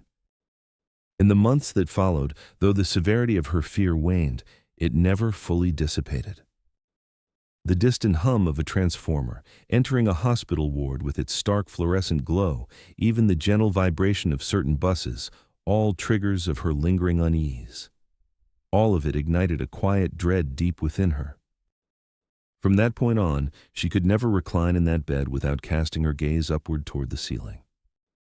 Years later, when she finally opened up about the experience to a local investigator, she recounted it in the same steady, somewhat removed tone she typically employed for other topics. She refrained from asserting knowledge about what had intruded upon her space. She did not insist on categorizing the encounter. Instead, she simply described how something had entered her room, rendered her immobile, and elevated her through a solid ceiling into a realm that appeared and felt unlike any architecture known to Earth. There, she was examined with tools that left indelible marks on her body before being returned as though nothing had transpired. She expressed that the most unsettling aspect of it all wasn't necessarily the beings or the levitation or the peculiar environment. It was the tranquility that enveloped her during the entire ordeal, as if her own terror had been set aside to accommodate their intentions. It felt, she once confided softly, akin to being in a medical procedure where no one sought her approval. When all was said and done, the night visitor from the Octor house departed, leaving no photographs, no formal documentation, no police record, only a shaken woman, an old note from her general practitioner, a small round scar on her wrist, and a sapiushu, memory of traversing solid plaster into a dimension she had no means to comprehend. A dimension from which, for reasons forever obfuscated to her, she was permitted to return. The Benbecula fishing vessel incident, Outer Heads, 1983. In the waters to the west of Benbecula, the Atlantic Ocean rarely remains calm. Swells surge in from the distant horizon, long and formidable, even during seemingly mild nights. This is a domain where small vessels either thrive or perish based on the skills of those commanding them, where radar and compasses hold equal importance to instinct. In the autumn of 1983, one such night unfolded into an encounter that a small crew from Hades still found difficult to articulate years down the line. Their struggle stemmed not from uncertainty regarding their sighting, but rather from an overwhelming conviction about its reality. The vessel in question was a modest fishing boat, crafted from steel, barely 50 feet in length, and helmed by Callum McRae, a seasoned mariner who had navigated those very waters since his youth. That evening, he was accompanied by 3 crew members, Donnie Morrison, Alistair "Ally" McInnes, and a younger deckhand named Peter Grant, who had joined them only a few months prior. They were accustomed to tempestuous conditions and grueling hours. The sea to the west of Benbecula does not favor the faint-hearted. They departed the harbor just after twilight, with engines low and rumbling, as the sky morphed from a muted blue into opaque black. The weather forecast hinted at a moderate swell. Nothing grave enough to warrant canceling the voyage. By midnight, they had progressed several miles from shore, the island a faint silhouette trailing behind them. The world had reduced itself to darkness, spray, and the dull illumination emanating from the wheelhouse. Within, the radio quietly murmured on an open channel, while the radar methodically swept its luminous beam in measured arcs. The compass gleamed steadily. Everything functioned just as it should. The first sign of peculiarity arrived as silence, the kind that prompts seasoned sailors to exchange glances laden with unspoken concern. The radio crackle didn't dwindle gradually. Instead, one moment a subtle hiss and occasional faraway voices filled the air, and the next there was nothing, not even static, just an empty void. Callum twisted the volume knob up, then down, then toggled through the channels. No response. He wrapped the outer casing with the palm of his hand. Still, silence reigned. Outside, the ambient sound altered. The mechanical cadence of the winch, the slap of the water against the hull, even the droning of the engine, all felt subdued, as if the very atmosphere had thickened. Peter poked his head into the wheelhouse, inquiring whether the radio had gone silent. Callum nodded once, his eyes narrowing at the instrument panel. Then, as if responding to some unseen force, the compass began to act erratically. The needle deviated 3 to 4 degrees off true north in a quick shift, steadied momentarily, then drifted back. Almost instantly, it veered again, this time even further, before snapping back so abruptly that the casing clicked audibly. "Something's amiss with the electronics," Ally quietly observed from behind him, as the overhead light dimmed to a faint glow and then extinguished altogether. For a fleeting moment, the wheelhouse descended into darkness, illuminated only by the sweep of the radar screen. Then, that too glitched, freezing its line in mid-arc before collapsing into a uniform, dull green haze. The vessel's electronic heartbeat flatlined momentarily. Callum instinctively reached for the engine controls, yet the motor continued to purr beneath them, stubbornly physical. This wasn't a total blackout, it was selective. The systems designed for monitoring and observance had failed, while the engine that propelled them forward stubbornly persisted. A prickling sensation raced up Peter's forearms. The hairs on his arms began to rise. He posed the question about a metallic smell in the air. They detected a faint tang, reminiscent of overheated wiring or ozone, not unlike the scent following a lightning strike. Except there had been no storm, no lightning, and nothing visible in the skies other than clouds and darkness. Then, the boat pitched unexpectedly, not from a wave but from beneath. It felt as if something solid had nudged their hull momentarily, not a rock, as they were far from anything shallow, not a submerged container, no debris. Instead, a rising force surged beneath, akin to a colossal air bubble striking the vessel's underside, propelling it upward before slipping past. Callum instinctively grasped the wheel. "Hold on," he muttered under his breath, though to what he could not articulate. They all sensed it a second time, a lift, a drop, a fleeting brushing sensation under the hull, accompanied by an intensified wave of that metallic aroma. Out on deck, the rigging rattled softly, as though disturbed by an unseen current. Allie moved towards the wheelhouse doorway, peering into the dense darkness beyond the starboard bow. That was when the first glow captured his attention. Initially, he presumed the moon had emerged from behind the clouds, casting an odd reflection. However, the light emanated from beneath the water, not above. A faint circular patch of pale white began to expand a few meters away, just off their beam, pulsing gently against the black canvas of the sea. "In the water," he noted quietly. "There is something in the water." The others gathered around the doorway and leaned against the side rail, their gazes riveted to the intensifying glow, still confined beneath the surface, an underwater halo brightening as it expanded. The sea above seemed to swell, as if something substantial pushed its way upward with a purposeful, unhurried intent. The luminescence coalesced, tightening into a more defined form. Then, a colossal metallic sphere, approximately 5 meters in diameter, emerged from the depths of the sea, rising fluidly and silently. Water cascaded off its surface in sheets as it ascended to the height of the wheelhouse windows, remaining perfectly steady despite the boat's gentle rocking. It was utterly voiceless. The object appeared a uniform, matte silver, lacking any reflective quality, yet undeniably metallic. Its surface was devoid of seams, rivets, or any discernible panels. No visible thrusters, no antennas, no marks that could be classified by the human eye. The glow that had first drawn their attention now emanated softly from within the very material, as though the metal itself pulsed with some form of internal vitality. For a heartbeat, silence reigned among them. Peter felt his mind racing to label the object, a buoy perhaps, or a submersible, maybe even a fragment of military technology, but every instinct insisted it belonged to none of those categories.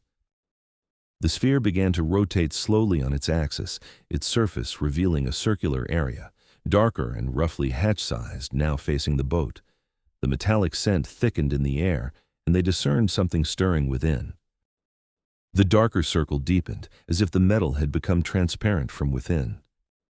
Gradually, a humanoid figure came into view, not fully distinct but outlined in shadows, suggesting a tall, slender form either seated or standing close to the inner surface, facing them. It remained still, yet each man felt an undeniable gaze upon them. A pressure formed at the nape of their necks, a subtle tightening that muddied their thoughts. The surrounding air felt thick as the sounds of the engine faded into a distant hum, as if they were perceiving it from beneath the waves. Then, the first impression came.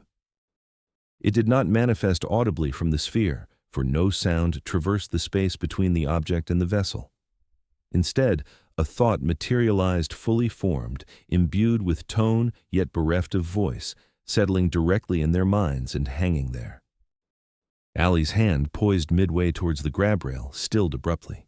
Meanwhile, Callum, whose instinct was to hasten the engine into reverse, found his fingers unresponsive. Peter felt tears brimming at the corners of his eyes, not from distress but from the strange abnormality of the experience. He attempted to articulate a response, but words eluded him. His throat worked in silence, an effort akin to shouting within a dream. Another impression followed, calm and profound. "You are not in danger." This reassurance did little to alleviate the grip of terror in his chest, although it dulled the panic in his limbs, transforming it into a distant, numbing anxiety. It was as if his fear had been acknowledged and gently set aside. The sphere glided closer, reducing the distance between it and the hull to less than a meter, hovering without creating a wake or a spray. The water below remained undisturbed, as if it refused to concede to the object's presence. Callum's eyes remained fixated on the dark circle harboring the humanoid shape. In a fleeting moment, he sensed the outline might have tilted its head. The impression that followed was brief, yet unmistakable. Observe. This word resonated in the minds of all three simultaneously. The metallic glow intensified further. A slender band of light swept from the top of the sphere downwards, repeating as it scanned, like a vertical strip light. As it traversed their boat, a tingling coursed through their bones. Several deck instruments flickered momentarily back to life, then extinguished again, as if caught in the grip of a magnetic field. Peter clasped his chest, his heart feeling slightly off-kilter, each beat accompanied by a faint buzzing in his sternum. His vision narrowed at the periphery, not from fainting but from the overload, the experience akin to a camera iris closing precipitously. He formulated a thought he never intended to. Why us? The sphere responded not with words but with an image. For each of them, the world dissolved for a heartbeat, replaced by an acute vision, a bird's-eye view of the ocean surrounding them, dark and infinite, their small vessel a singular point of luminescence amidst the otherwise featureless expanse. The sensation accompanying this image was one of selection, as if their boat had been marked from a vast array of options. The vision vanished, and another scan washed over them. The compass within the wheelhouse began to spin erratically, its needle a dizzying blur. Then came a faint sharp crack from the panel, followed by the acrid scent of burnt insulation. Suddenly, just as it had approached, the sphere began to glide backwards in a smooth motion, maintaining its orientation. The darker circle remained fixed on them, the silhouette still evident. The thoughts in their minds ebbed away, leaving an impression of closure. Process finished. The sphere dipped slightly before slipping back into the water without a sound. The glow beneath the surface faded, shrinking into a pinpoint before disappearing into the depths. The ensuing silence felt profound. Gradually, the familiar sounds of the sea re-emerged. The slapping waves, the churn of the engine, the clattering of loose gear against the rail, while the metallic scent dissipated, yielding to salt and diesel. The radio crackled audibly, then surged back to life mid-sentence, a distant voice from another vessel filtering through as if nothing extraordinary had transpired. The overhead light restored its brightness, and the radar screen reset, beginning to sweep again, blank except for the unwavering return of their own hull. Only the compass remained inoperative, its needle stubbornly fixed far from true north, defiantly angled in a way that seemed entirely illogical. For nearly a minute, silence enveloped the crew. It was Callum who ultimately shattered the stillness, his tone low and stripped of any embellishment. Verify the battery gauge, then check the engine. Ensure there's no damage. Their inspections revealed nothing alarming. No dents marred the hull, no scrapes caught their eye, and no leaks betrayed their vessel's integrity. The engine, save for a momentary spike noted in the mechanical gauge's history, displayed normal functioning, yet the crew found themselves anything but normal. Hours later, when they returned to harbor at the cusp of a gray, brittle dawn, the men disembarked onto the pier reminiscent of individuals fleeing a vehicular calamity, externally unscathed but internally rattled. Peter succumbed to nausea once more, crumpling onto his knees as his legs failed him. Allie sank onto an upturned crate, lighting a cigarette with trembling hands that refused to steady. Meanwhile, Callum proceeded directly to the modest harbormaster's office, producing a succinct, heavily edited account. Equipment failure at sea, compass malfunction, and unexplained radio outage. He withheld mention of the sphere, the voice, and the enigmatic presence. Only in the solitude of his own home did he inscribe his account in a small notebook secured within a drawer. Word of the incident, albeit quietly, began to circulate among a select few locals, not of extraterrestrial visitors, but of something peculiar that had occurred aboard McCrae's boat that season. Fishermen, in their nature, notice patterns. A handful of seasoned skippers reminisced about nights when their compasses inexplicably deviated, or when their radios fell silent amid expanses of open water, unmarked by any apparent interference. Though none recalled witnessing a sphere, the tales coalesced around that same stretch of sea. A week following the episode, 2 men arrived on the island, inquiring at the harbor. They were not in military attire. Their demeanor was courteous yet insistent, as they posed meticulous questions regarding electromagnetic disturbances, compass malfunctions, and unusual lights below the water. No formal communication had been made to the Royal Navy, yet the air of authority wafted faintly around their queries. Callum responded with caution. He recounted the radio outage and the flawed compass, omitting the sphere and the voice. The visitors departed after that single day, leaving behind an aura of curiosity without clarifying their intent. Of the 3 crew members, it was Peter who bore the longest-lasting impact. For weeks following, he felt an incessant buzzing within his chest whenever he approached robust electrical devices, developing an acute sensitivity to fluorescent lighting that left him claiming the back of his eyes ached. More concerning were the nights he awoke in a panic, convinced that an unseen observer, not from the corners of his room, but from a distance, was fixated upon him, as if an awareness from across an incomprehensible chasm had converged on his being. Allie encountered fleeting bouts of vertigo, especially in the shower, where it felt as if the world tilted off-kilter against the signals of his inner ear. Callum found himself meticulously double-checking every instrument, every wire, and every connection prior to setting out on the boat, an impulse that gradually evolved into a quiet fixation. Their lexicon deliberately bypassed terms like abduction. Instead, they opted for phrases like interference, encounter, anomaly. An otherness had intersected with their reality at sea, an entity that had manipulated their electronics, disrupted their compass, and briefly infiltrated their minds. Years later, when asked to describe the most unsettling aspect of that day, Callum did not reference the sphere itself, nor did he speak of the figure encircling them or the voice that had invaded his consciousness without invitation. Instead, he recalled the moment an image of their tiny vessel drifting in the abyssal blackness filled his thoughts. It was not solely the overwhelming insignificance of their presence. It was the idea that they had been marked, selected merely for being in proximity, as if they were pins on a chart surveyed by an unseen observer. The Benbecula fishing vessel episode never captured the attention of national media. It remains confined to scattered notes, half-whispered stories, and the battered remnants of a compass that never functioned again. Yet beyond the ordinary, to the men who had ventured forth into that tranquil stretch of the Atlantic west of the island, the sea materialized differently.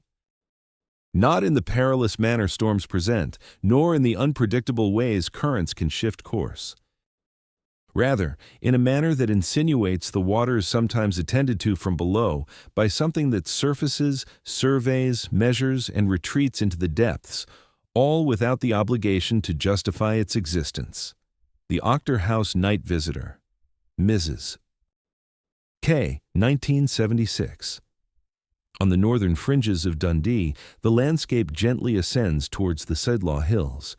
Quaint farms, stone cottages, and winding lanes weave through fields that, in winter, lie heavy and somber beneath thick clouds. In early February of 1976, one such cottage on the outskirts of Octor House became the backdrop for an experience that would indelibly transform its primary witness. An account that altered her perception of her own bedroom, ceiling, and the very sky that loomed above her home. For reasons of discretion, the witness is often referred to simply as Mrs. K. At that time, she was in her late 30s, married with 2 children, balancing part-time work in Dundee. Friends described her as pragmatic, grounded, a woman not inclined towards the fantastical. Her day-to-day existence was typically mundane, a facet that lends these narratives an air of challenge to dismiss. On the night in question, the weather turned tempestuous. Powerful winds cascaded down from the hills, rattling loose tiles and lashing rain against the windows and sheets. Power outages were hardly unexpected in such conditions. At approximately 10:15 p.m., the lights within the cottage flickered twice before succumbing to darkness. The family ignited candles and gathered in the living room, attuned to the howling wind outside. Eventually, the children retired for sleep. Her husband lingered for a while before also heading to bed. Shortly after 11:30, the electricity roared back to life, a dull hum resonating throughout the house, providing the reassuring glow of ceiling lights once again. By midnight, the abode embraced silence. The wind had relented, leaving only the sporadic creak of aging wood as it settled. Mrs. K.K. lay in her bed situated in the small front bedroom, her gaze fixed upon the window. The curtains were mostly drawn, yet a slender strip of glass remained unobscured, revealing a faint orange glow emanating from a distant farmhouse security light. She recalled how she had often fixated on that strip, allowing her thoughts to drift from work to bills and the plans set for the forthcoming week, until her reflections began to dissipate and her body unwound toward sleep. What roused her was not the sound, but rather an abrupt awareness that the room had shifted. She blinked her eyes open, instantly recognizing that something was amiss. The air felt denser, as though the very atmosphere had transformed. The familiar shadows that danced across the ceiling had vanished. Instead, a dim, uniform light filled the space, not glaring enough to cause discomfort, yet sufficiently bright to dispel the surrounding darkness. Its quality reminded her of hospital lighting, flat and sterile, but she could not discern any source of illumination. Her initial assumption was that the electricity had surged again and she had dozed off with the lamp still on. Turning her head toward the bedside table, she noted that the lamp lay extinguished, the plug having been yanked from the socket during the earlier blackout. Nevertheless, the room remained evenly illuminated. It was then that she became aware of her inability to move. This realization crept in slowly. She attempted to lift her right arm, but felt nothing. No resistance, no pain, just a complete lack of response, as if the command to move dissipated before reaching her muscles. Her legs lay heavy beneath the covers, firmly anchored in place. Her chest rose and fell in an ordinary rhythm. She could draw breath. Her heart raced, yet her body resisted every directive to shift. She perceived no footsteps, no creaks of doors, no mechanical sounds. Only a low, near imperceptible vibration lingered in the background, reminiscent of distant industrial machinery or the hum of the walls when a transformer is under stress. Her eyes alone were free to roam. They darted to the window, where a figure loomed at the foot of her bed. It was not a shadow formed by headlights or trees. Instead, it embodied a distinct presence, partially obscuring the luminous ambiance of the room. Roughly the height of a child, it appeared unnaturally thin, as if elongated rather than merely small. Its head was disproportionately large, rounded at the crown, and tapering slightly toward the chin. The shoulders slanted sharply, and its arms hung long beside it, hands resting near its knees. She lacked the clarity to see eyes as they are so often depicted in films or literature, yet she was acutely aware of their location. The sensation of being scrutinized was overwhelming. She felt neither malevolence nor solace. Instead, there was an intense awareness, focused and consuming, pinning her to the mattress. Her instinct urged her to call for her husband, but her jaw felt rigid, rendering her unable to part her lips. She attempted to force a shout from her chest, yet only a faint exhale escaped, barely audible, her throat constricted. Tears brimmed at the corners of her eyes. At that moment, something shifted within her mind.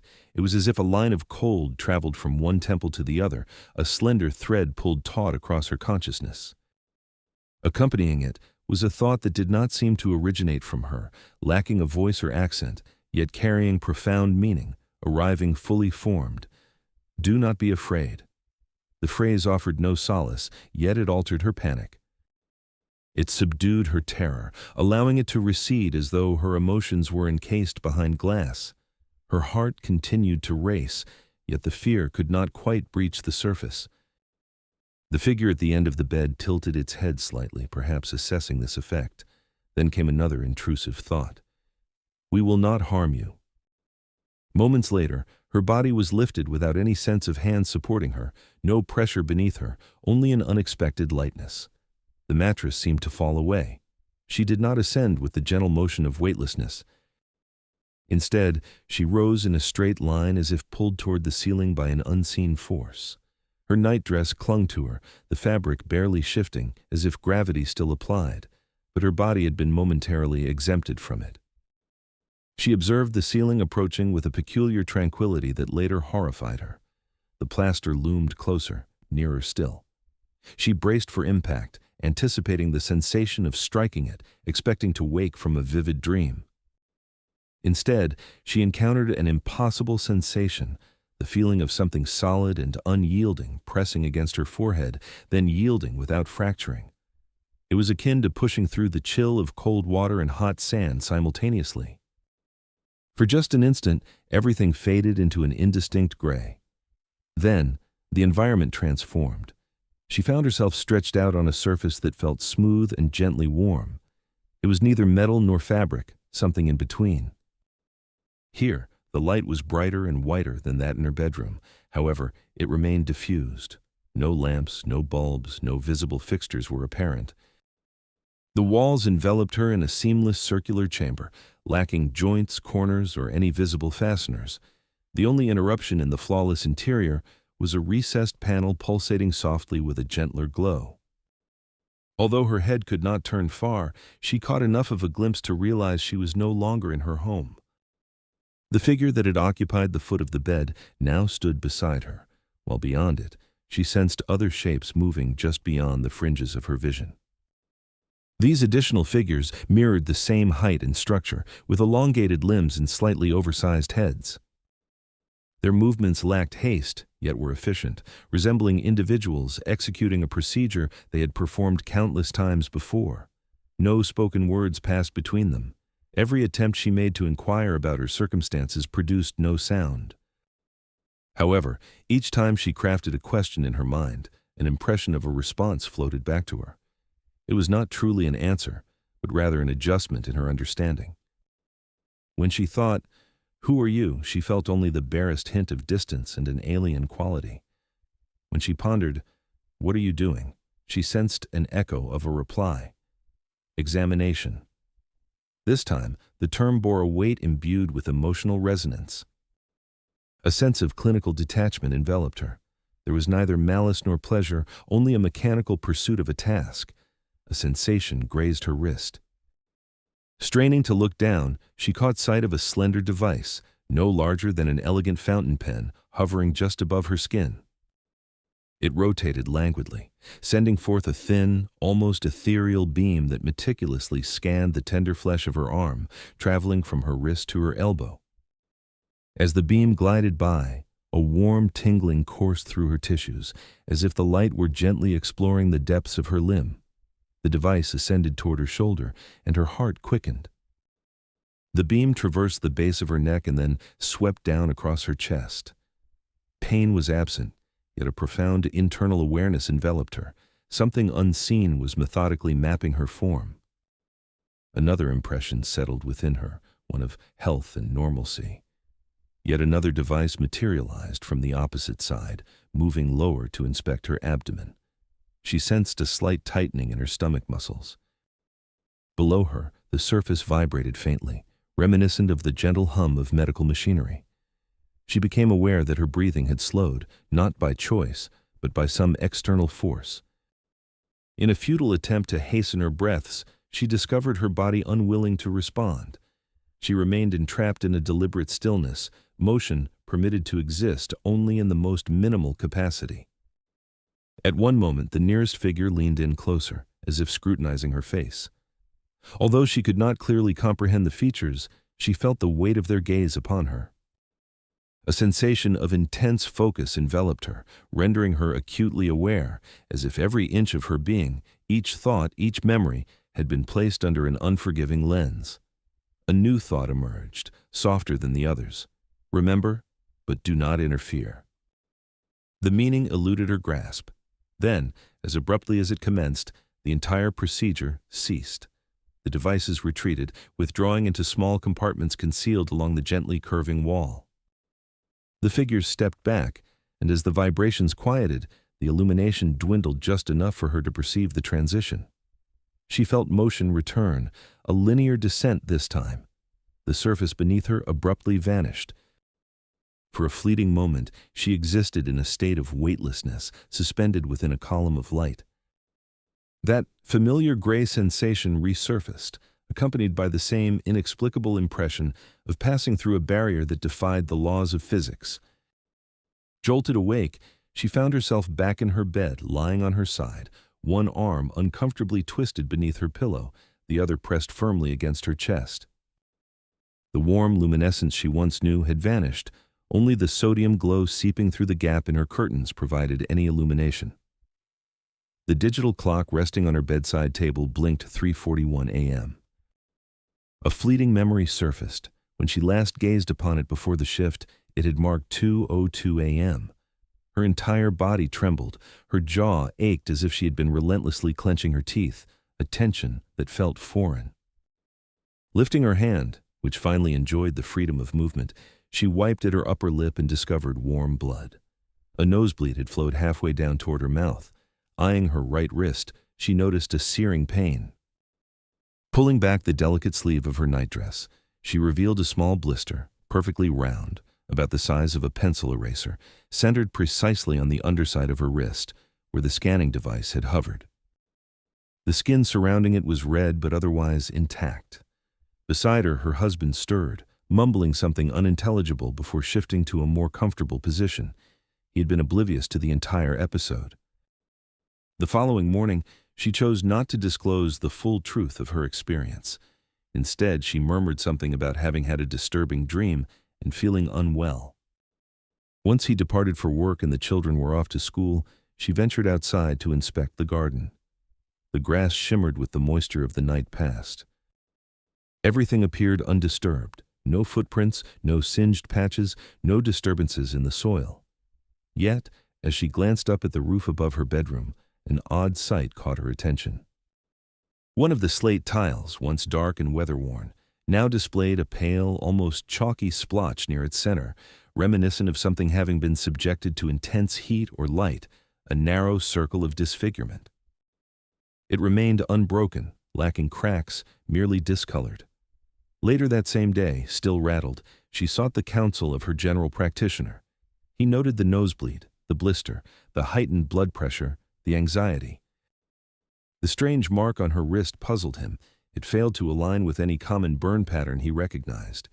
Its appearance was too consistent, too precise, and she had no recollection of any contact with hot surfaces. Deliberately, she confided in him that she may have encountered an episode akin to sleep paralysis, coupled with vivid imagery, deliberately withholding mention of the ceiling or the figures that had haunted her. A part of her worried he would question her sanity, yet another part feared he might accept her story as truth. He prescribed a mild sedative and recommended rest. In his notes, he succinctly added a reference to an unusual nocturnal episode and psychological stress. That night, she firmly resolved not to sleep in darkness. Her husband, bemused yet patient, replaced the bedside lamp's bulb with a brighter alternative. She meticulously drew the curtains closed, ensuring no sliver of light escaped. Despite her efforts, as she finally slipped into sleep, she awoke once more around 3 a.m., gripped by a visceral conviction that something loomed above, watching the house. No lights flickered, no figures materialized at her bedside.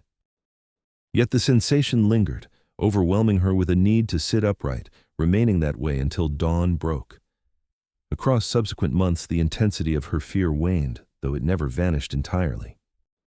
The sound of a transformer humming on a distant pole, or the stark brightness of a hospital ward, even the gentle thrum of certain buses, all of these would unexpectedly ignite a quiet dread deep within her chest. Never again could she lie in that familiar bed without a nagging thought of the ceiling. Years later, when she finally recounted the experience in greater detail to a local researcher, she framed it within the same calm, slightly detached tone she reserved for every other episode in her life. She did not assert that she understood what had intruded upon her. She refrained from labeling it in any definitive manner. Instead, she simply recounted that something had entered her room, immobilizing her, lifting her through a solid ceiling into an environment that appeared and felt alien to anything known on Earth, subjecting her to a thorough examination with instruments that left a lingering mark on her skin and then returned her as though nothing had transpired. She conveyed that the most unsettling aspect was not the figures, the levitation, or the bizarre surroundings. Rather, it was the enforced tranquility enveloping her as the events unfolded. It was as if her innate fear had been set aside to accommodate their intentions. She remarked in a quiet tone that it resembled a surgical procedure, with the crucial difference being that no one sought her permission.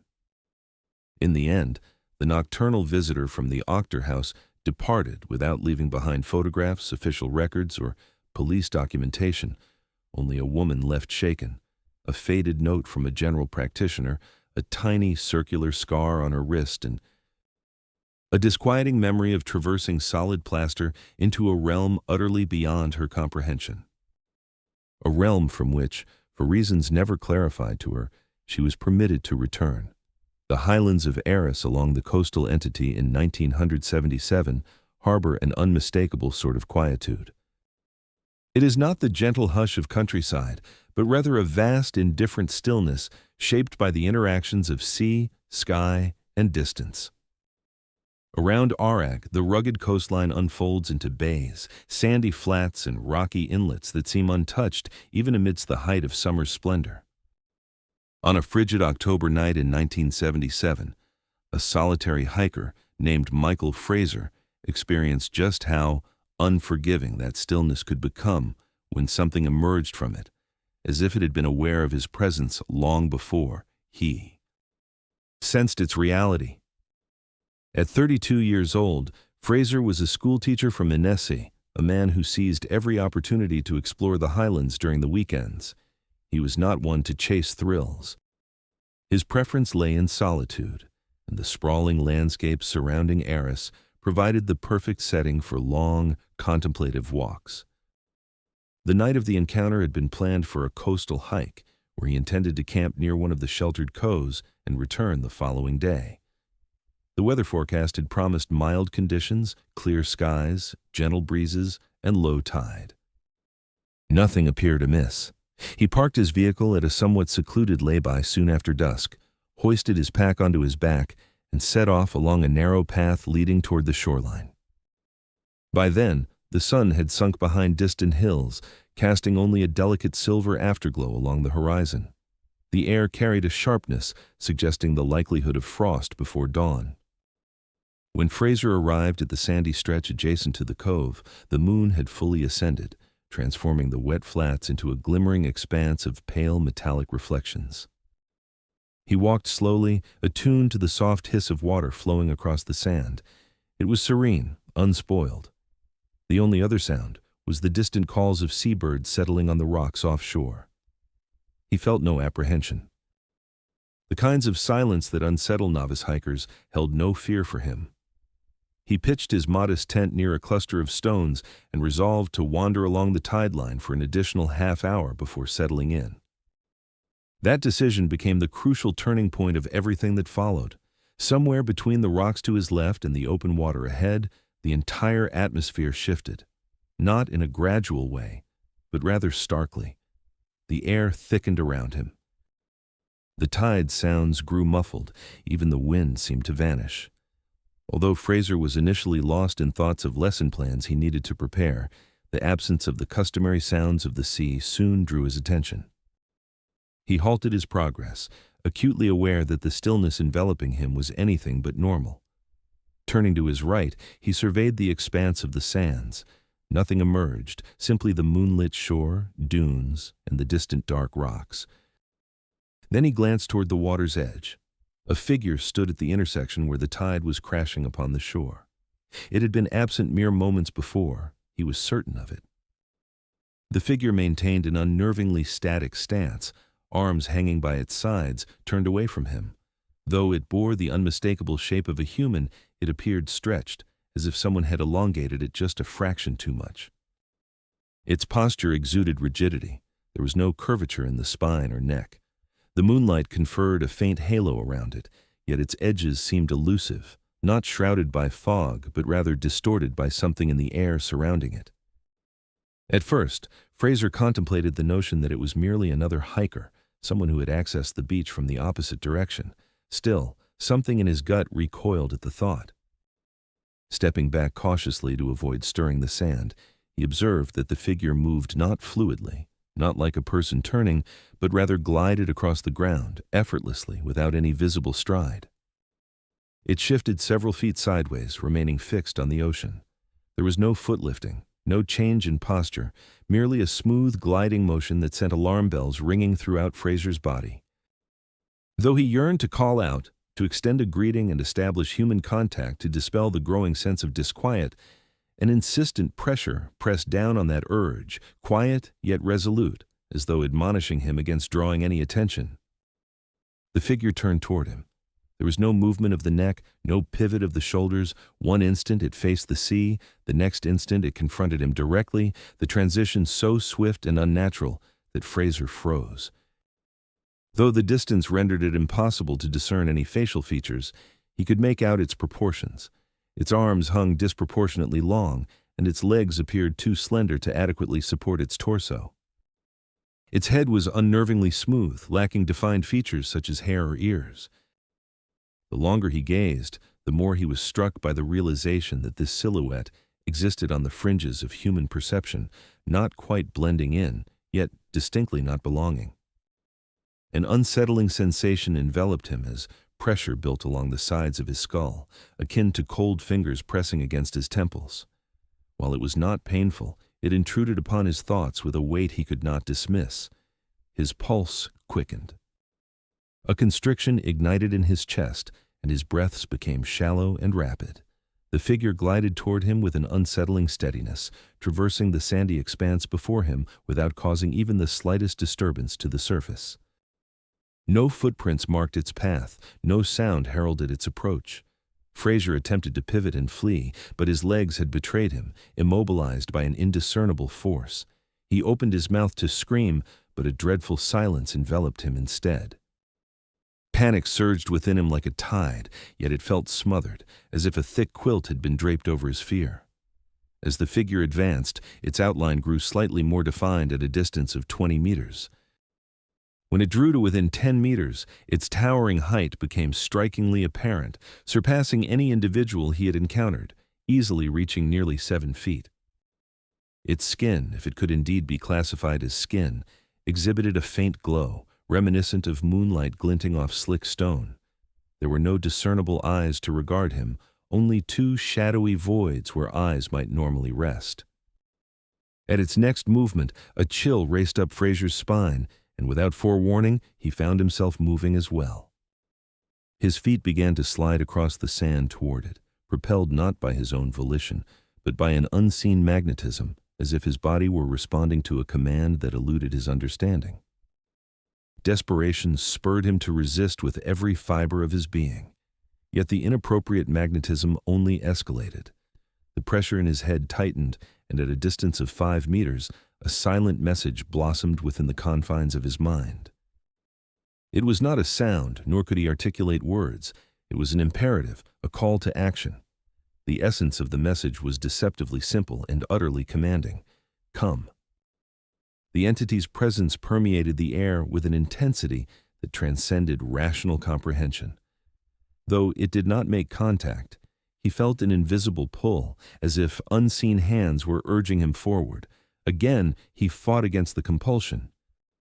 His legs vibrated with strain, yet continued their movement. Then, unexpectedly, everything shattered with a jarring force. A sudden gust of frigid wind swept over the beach, breaking the spell that bound him. The pressure dissipated almost instantaneously. Fraser staggered back, collapsing into the sand, gasping as if he had emerged from beneath turbulent waters. The figure halted, seemingly taken aback by the disruption. In that moment, the world around him resumed its familiar cadence. The tide hissed, and the wind murmured through the grass atop the dunes. The ordinary sounds of life flooded back. The figure responded not with hostility, but with a subtle shift in its stance, giving the impression of curiosity as if recalibrating its approach. It turned its body with a disquieting fluidity, now angled slightly away from him, as if contemplating whether or not to make another attempt. Fraser would not linger to find out. Scrambling to his feet, adrenaline coursing through him, his legs quaking, he tore away toward the safety of his tent. His breath tore from his lungs, each inhale a painful reminder of his fear. Every instinct screamed at him that the figure was mere steps behind him, gliding effortlessly, reaching, pulling him into its orbit. Yet he dared not glance back. He seized his pack, collapsing amid a chaotic tangle of poles and fabric inside his tent, before racing up the uneven trail toward the cliffs as quickly as he could manage. Halfway up, a new sound brushed against his awareness, a delicate vibration, neither completely sound nor simple hum, skimming across the rocky surface. He risked a furtive look over his shoulder. The beach lay barren, but above it, a small luminous sphere hovered for a moment before shot upward, vanishing into the star-strewn night without a trace. Only then did he permit himself to crumple against the heather, trembling uncontrollably. When he finally returned to his vehicle, the engine sputtered to life, struggling against its own inertia. The dashboard clock blinked at him, reset to 0. His watch stood entirely still. Though he had neglected to check the time before the encounter, he felt certain that at least an hour had slipped away, an hour now a void in his memory. The following morning, he awoke to find his right wrist marked with bruises resembling elongated impressions of fingers, unnaturally long, too consistent, too methodical in their spacing. Pressing against his skin sent a faint tingle coursing through him, like a lingering trace of static electricity. He chose not to report the incident, confiding in just one friend, and even then only offering fragments. From that day forth, he steered clear of the arrayed coastline, forever haunted by what transpired. Years later, a Coast Guard rescue operator recalled that on that fateful night, radar had briefly detected an unidentified target traveling south along the shoreline, moving swiftly before it vanished over open water. The signal had only appeared for 4 seconds, and no aircraft had been logged in the vicinity. As Fraser aged, long after he abandoned his Highland expeditions, he was asked what he believed the figure had sought from him. His reply came softly, nearly a whisper. It wanted him to follow.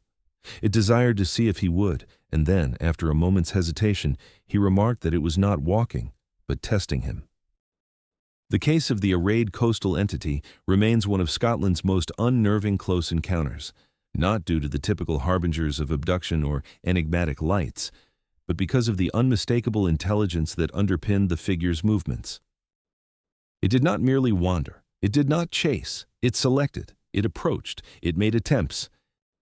And when something shattered the control it wielded, it simply withdrew, leaving behind a man who would never again find solace in the silence of the Scottish coast, knowing with certainty that something could emerge from that stillness at any moment, watching, waiting, gliding toward him with intentionality.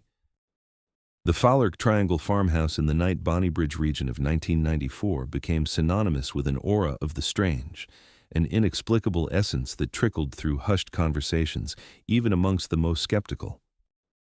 This area in the Central Belt had garnered a reputation, a pocket of land where lights, shapes, and elusive, silent objects appeared periodically, earning the moniker the Falkirk Triangle. By the mid-1990s, the region was a tapestry, woven with numerous accounts from motorists, hikers, couples, farmers, and even law enforcement, each relaying experiences with entities that exhibited deeply disconcerting sentience. Yet among these accounts, one of the most harrowing remained a story unheard by the public ear, unfolding in silence within a small, secluded farmhouse in the summer month of June 1994.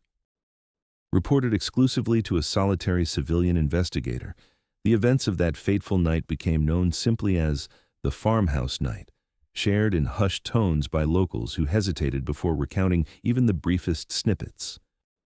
At the heart of the matter was David Kerr, a 38-year-old father of 2, who resided with his wife Allison and their children in a century-old stone farmhouse located 2 miles outside Bonnybridge.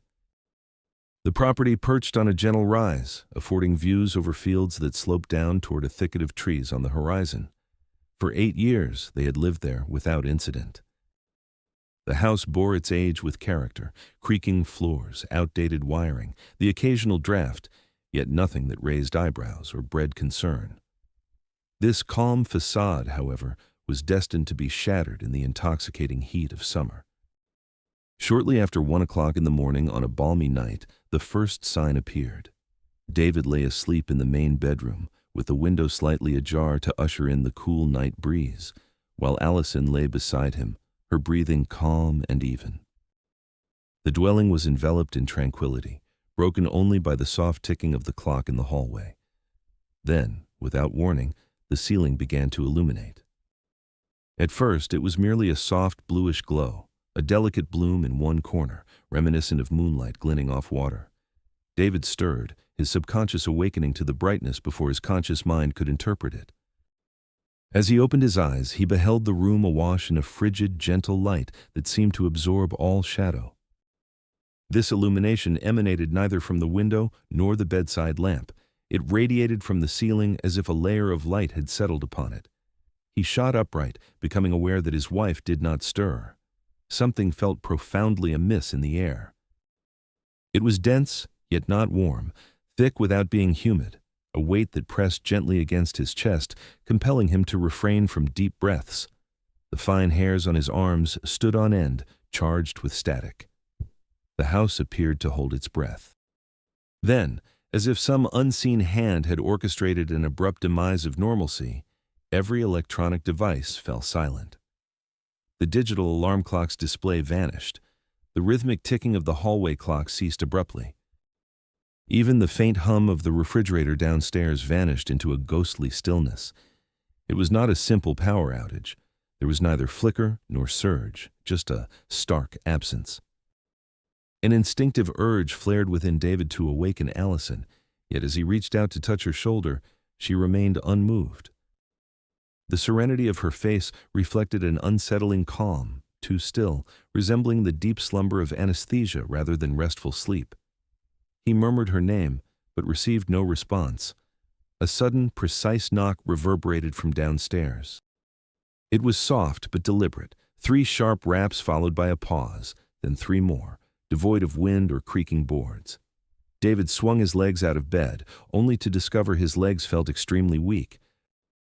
His knees buckled as though they had been unused for hours. His balance was disoriented, and his vision edged on distortion. The room twisted uncomfortably whenever he moved his eyes too quickly. Steadying himself against the wall, he ventured into the hallway, where the faint glow from the bedroom receded into the dark. The corridor ahead swallowed the light, an enveloping abyss. A low, pulsing hum resonated within the house. Taking the stairs slowly, he gripped the banister with a growing sense of trepidation. Halfway down, he abruptly halted. A figure loomed in the hallway below. It was tall, unreasonably tall. Its outline emerged in the residual light spilling from the kitchen window, a ghostly, bluish hue spilling forth against the figure's left side. David's breath caught in his throat. He could not discern a face, only an elongated silhouette with sharply sloped shoulders and arms that appeared unnaturally lengthy. The figure stood motionless, its edges shimmering as if viewed through a haze of heat. A cold sensation pressed against his temples, an indescribable feeling, a sensation that probed his mind, sifting through his thoughts. His vision blurred again, the hum deepened ominously. Then the figure swayed. It did not move as a human would, but glided forward, an eerily smooth movement that made David's stomach plummet. In the blink of an eye, it transitioned from the foot of the stairs to the far end of the hallway near the children's room. Desperation stirred within him, compelling him to yell, to call out, yet only a faint rasp escaped his lips. The figure halted at the children's door, its posture shifting, tilting as if to scrutinize. David compelled himself down the stairs, his grip on the banister tightening until his knuckles ached. As he reached the bottom step, the lights throughout the house flickered. Not fully illuminating, they burst sporadically, each flash of white illuminating the hallway in harsh, clinical bursts. Within one of the flashes, he discerned 2 additional figures lurking behind the first, identical in stature, construction, and the same disquieting smoothness. The flashes persisted, each revealing the figures in a subtly closer position. Panic clawed at his throat, a visceral dread he struggled to contain. As his thoughts spiraled uncontrollably, something deep within him snapped. This was no call to bravery, but a primal instinct to survive. He lunged toward the children's door, hand trembling and heart racing. The door swung open, revealing a scene that was simultaneously comforting and terrifying. His son and daughter lay asleep on their beds, oblivious to the unfolding nightmare. A pale azure light danced across their blankets, flickering in slender parallel beams like silent lightning overhead. The figures loomed nearby, their elongated fingers slinking toward the children's chests, examining them without contact, scanning methodically from head to toe. David staggered into the room. He was met by an invisible wall of force, formless yet absolute. His body seized, a silent paralysis washing over him. Breath escaped his lungs, movement utterly forsaken, entrapment enveloping him. His mind shouted in a frantic doomsday clamor, trapped in a confine of flesh. The pressure in his temples grew unbearable, a relentless electric sensation resonating in his skull, filled with a soundless static. A thought that was not his own blossomed within him. "Do not interfere," rang in his consciousness, reverberating not through his ears but within the confines of his mind. Another sensation followed, not articulated in words, but rather an impression, observation only. Despite the urge to fight against it, to wrest himself free, the paralysis only tightened its grip, binding him in place like an insect transfixed beneath glass. The tall beings tilted their heads toward him. Their features eluded comprehension, cloaked in shadows and unsettlingly foreign. Nevertheless, he could feel the weight of their gaze settling on him, the static pressure in his mind beginning to shift, morphing into something akin to curiosity. Then, as if commanded, the scanning beams drew back. The lighting in the room dimmed. The pressure in his consciousness eased. His children still slumbered, their breaths a steady rhythm. The tallest figure advanced toward him. It did not walk. It simply bridged the space between them without visible movement. A rush of warmth surged at the base of his spine, quickly followed by a chilling sensation creeping up his neck. His vision splintered into fragments of light. A cascade of images burst forth involuntarily. A rounded chamber, blindingly white walls, a dizzying sense of spiraling motion, and an aerial glimpse of the sky, glimpsed through a veil of clouds. Then, total darkness enveloped him. When he reawoke, he found himself sprawled on the floor. The outside world remained drenched in darkness, though not as impenetrable as before. Birds began to stir in the distance. His children continued their peaceful rest. His wife gently called from upstairs, inquiring why he had not returned to bed, blissfully unaware of the turmoil that had transpired. The house lay in silence. The glow had vanished. The humming had ceased, yet the hallway clock now displayed 4:16 in the morning. More than 3 hours had elapsed. He retained only fragmented memories, the figures, the beams, the oppressive paralysis. But there lingered a profound absence, as though his thoughts had been rifled through and reorganized. When he attempted to summon the images that had flared in his mind, a sharp ache throbbed at the base of his skull, as if those memories were shackled behind a locked door. Physical manifestations began to surface in the hours that followed. The digital clock in the bedroom remained unresponsive. His mobile phone, a basic early model, refused to power on. Even the refrigerator emitted a high-pitched whine before falling silent altogether. Most troubling of all were the markings on his children. His son bore a perfectly straight 2-inch line on his upper arm, slightly raised and warm to the touch. His daughter had developed a small triangle of red dots on her shoulder blade, spaced with unnerving precision. Neither child expressed any discomfort. David confided only a fraction of the events to Allison, withholding the details of the figures and the all-encompassing paralysis.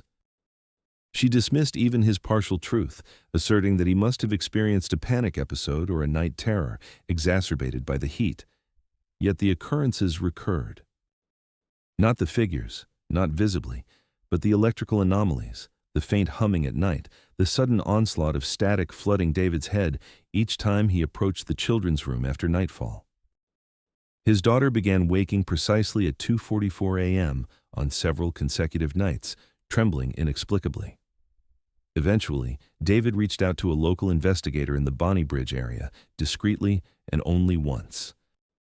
He was not seeking notoriety or attention. He merely sought answers as to why his family had become a target. When the investigator posed the challenging inquiry about what he believed the beings desired, David hesitated for an extended moment. Then he responded, "They weren't here for us." He swallowed hard. They were here for the children. The encounter at the farmhouse went unrecorded, existing only in private notes, hushed discussions, and the quiet acknowledgement of a man who comprehended the unseen, even if the understanding eluded him. Decades later, David had still not grown accustomed to leaving the hallway door ajar at night. He refrained from lingering out of bed past midnight. He never allowed his children to slumber with their windows cracked open again. Each time he passed the room where the ceiling had glowed that night, he sensed the faintest murmur of pressure at his temples, as if something had ventured into his mind, examined its contents, and departed, leaving behind an indelible mark. Not a warning, not a threat, merely a reminder that in the stillness of Bonnybridge, under the vast expanse of the Falkirk Triangle, something had breached the sanctuary of his home with unwavering confidence and departed with the same silence with which it had arrived. The Skye Roadside Encounter, Isle of Skye, 2001. On the Isle of Skye, the roads that meander through the moorland at night can feel like they belong to no one. Extensive stretches of tarmac devoid of streetlights, only the faint glow of distant cottages, and the occasional vehicle slicing through the darkness. Between Portree and Uig, the landscape unfurled into rolling dark shapes of hills and desolate fields, the sky spreading wide and unfeeling above. On a damp night in October 2001, a couple navigating that road encountered what it meant for something to assert its claim over that emptiness. Their names were Andrew and Lisa McKay, both in their early 30s, and local enough to know the road almost instinctively. They had spent the evening in Portree with friends, departing just after 11. The rain had eased into a fine mist, rendering the road gleam beneath the headlights. The air was cold, the kind of chill seeping through the seams of old car doors. They traveled in a dark blue Vauxhall Astra, its heater functioning intermittently, the radio set low. The drive was expected to take less than 30 minutes. They left Portree in buoyant spirits, discussing work, the children, and the trivialities that constitute the background hum of everyday life. Neither held any particular fascination for UFOs or bizarre phenomena. Lisa had once chuckled at a television documentary regarding lights over the Highlands. Andrew had scoffed at the sensationalist tabloid headlines. To them, the sky was merely a backdrop to the weather. A few miles out of town, the traffic thinned until it dissipated completely. The darkness around them deepened. The world beyond the headlights dissolved into a seamless ebony. Now and then, reflective road markers flickered by. The Astra glided along at just under 60. Lisa cast a glance at the wing mirror, her brow furrowing. "Is there a vehicle behind us?" she inquired. Andrew studied the rearview mirror. Initially, he discerned only the slick darkness and the distant faint glow of Portree's lights, wavering beyond a bend. Then it appeared, a solitary bright light, low and white, far too radiant to be a mere star, perfectly centered in the lane trailing them. He narrowed his eyes. "Must be a bike or perhaps a car with a burnt-out headlight," he suggested. Yet, the light did not mimic the behavior of an ordinary headlamp. It did not bounce with the contours of the road. It remained unwavering, perfectly positioned, as though tethered to an invisible track behind them. He scrutinized it for a few moments longer, a tightening sensation unfurling in his stomach. He eased off the accelerator. The Astra's speed diminished and the light, too, adjusted, keeping precisely the same distance.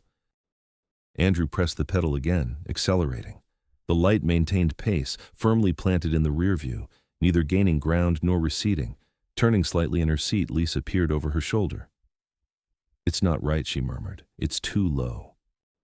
He remained silent as the road curved gently ahead. The car followed the bend, the light unwavering behind them, gliding smoothly and detachedly, ignoring the natural dips and rises of the terrain. By the time they reached a prolonged straight stretch of road, the atmosphere inside the car had shifted noticeably. The light-hearted banter had evaporated.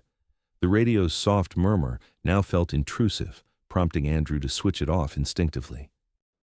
Only the sounds of the engine, tires, and the faint swish of the windshield wipers filled the air. The light intensified, drawing nearer, closing the gap until the rear window became a canvas of blinding white. Lisa recoiled, glancing away, her eyes stinging. "Tell them to back off," she muttered, though she well understood there was no one to confront. Then, in a smooth, deliberate motion, the light ascended. Gradually, it climbed above the height of the rear window. In that fleeting moment, they glimpsed its reflection shimmering in the wet asphalt behind them. A perfect, sharp circle of white. No beams radiated from it, no diffusive light. It simply hovered, unyielding, as it rose above the car roof. Darkness enveloped the interior as though someone had diminished the world's brightness. The headlights seemed less potent, and the dashboard lights flickered once. While the engine noise remained unchanged, Andrew felt a subtle tremor coursing through the steering wheel, a strange vibration under the usual mechanical thrum. Lisa's gaze remained fixed ahead. "Do you hear that?" she asked. He wished he could say no, but he perceived it as well. A low, resonant hum began to infiltrate the space around them, not loud nor even distinctly audible, but palpable within the car, enveloping their bodies, resonating in their teeth. It felt akin to standing in close proximity to heavy electrical machinery. That deep vibration was not just something they heard, it seeped into their very bones. As they rounded the bend, the landscape ahead transformed. Beyond the hilltops, the sky became awash with a pale, unnatural glow. Emerging from the curve, they saw it with clarity. Just ahead, no more than 100 meters away, the road appeared obstructed by a luminous entity levitating above the tarmac. Instinctively, Andrew's foot slammed down on the brake. The Astra skidded slightly on the slick surface, tires screeching to a slow crawl. This was no car, no truck. It was not a vehicle with wheels or windows at all. Suspended about 10 feet above the road, it resembled a flattened, glowing dome with a polished underside adorned with faint, swirling patterns.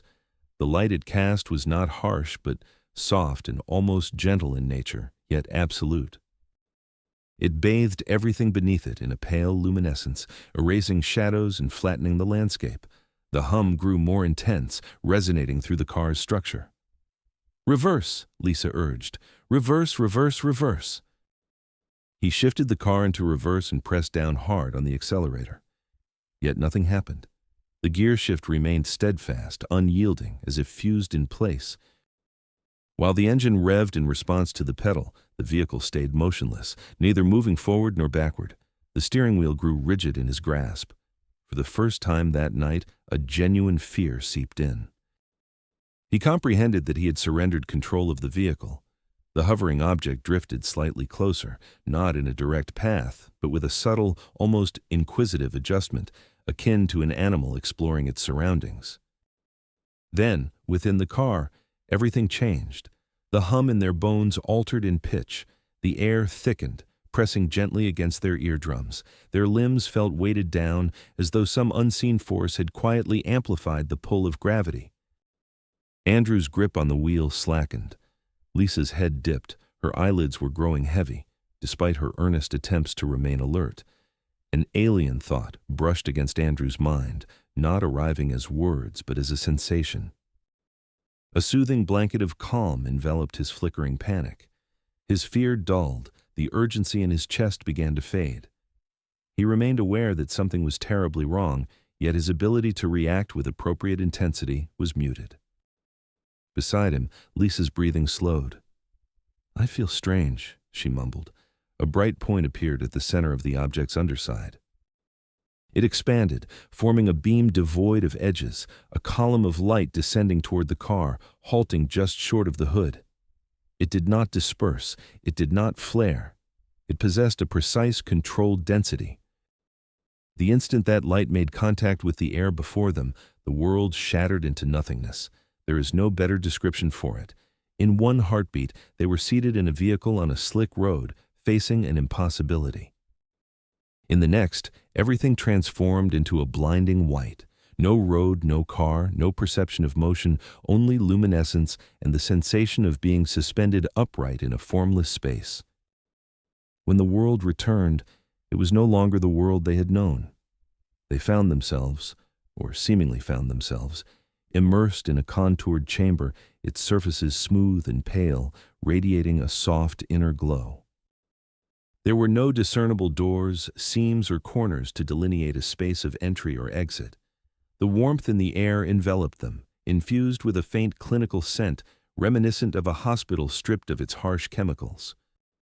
The hum resonated louder in this place, an omnipresent sound that emanated from every direction and yet nowhere at all. Andrew glanced down at himself. His legs were visible, however their attempts to move met with an unyielding stillness. Beside him stood Lisa, her eyes wide, breath shallow and uneven. They were not bound by restraints, but rather immobilized by an unseen force that defied comprehension. Across from them, the wall appeared to shift. A section of it darkened, resembling a shadow unfurling from within the material itself.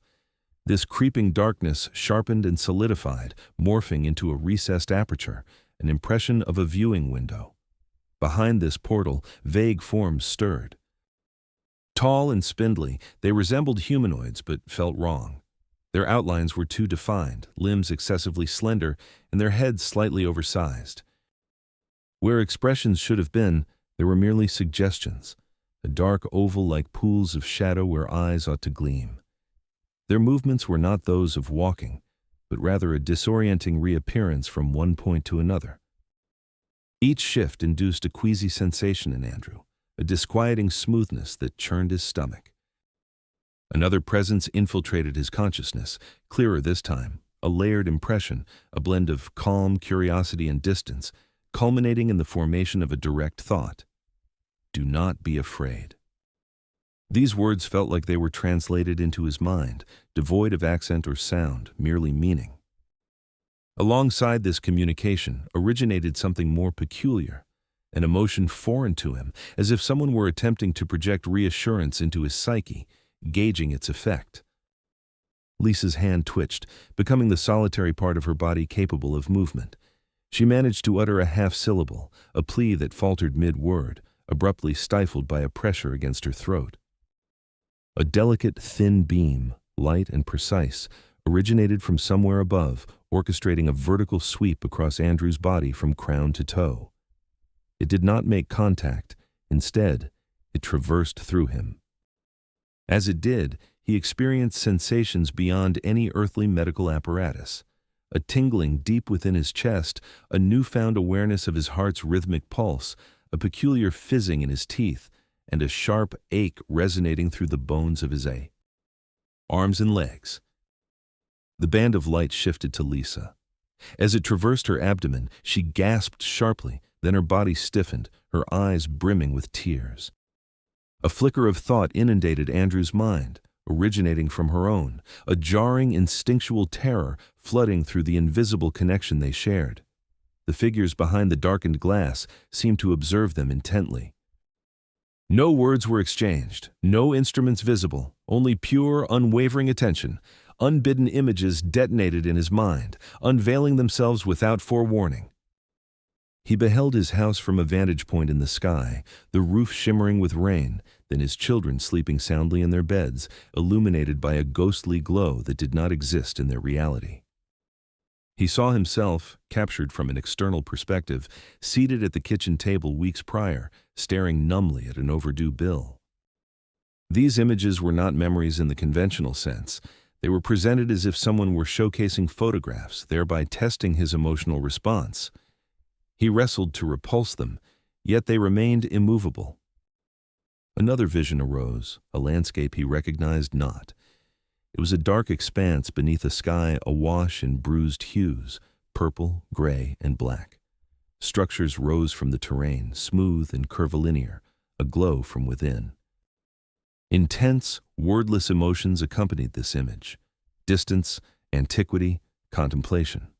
The figures shifted again as another thought invaded his mind, this one frostier in tone, sample, measure. A pinpoint of intense cold pressed into the interior of his left forearm. No external contact was discernible, no instrument in sight, only a penetrating chill thrumming outward in a circle, searing as it progressed. Lisa recoiled beside him, producing a whimper that echoed his discomfort. When the cold retreated, leaving behind a dull ache, Andrew comprehended that something had been taken, not merely in the conventional sense of blood drawn or skin scraped, but in a manner defying description, as though a fragment of his essence had been replicated. The humming within the chamber transformed again. The invasive calm beckoning within his thoughts began to recede.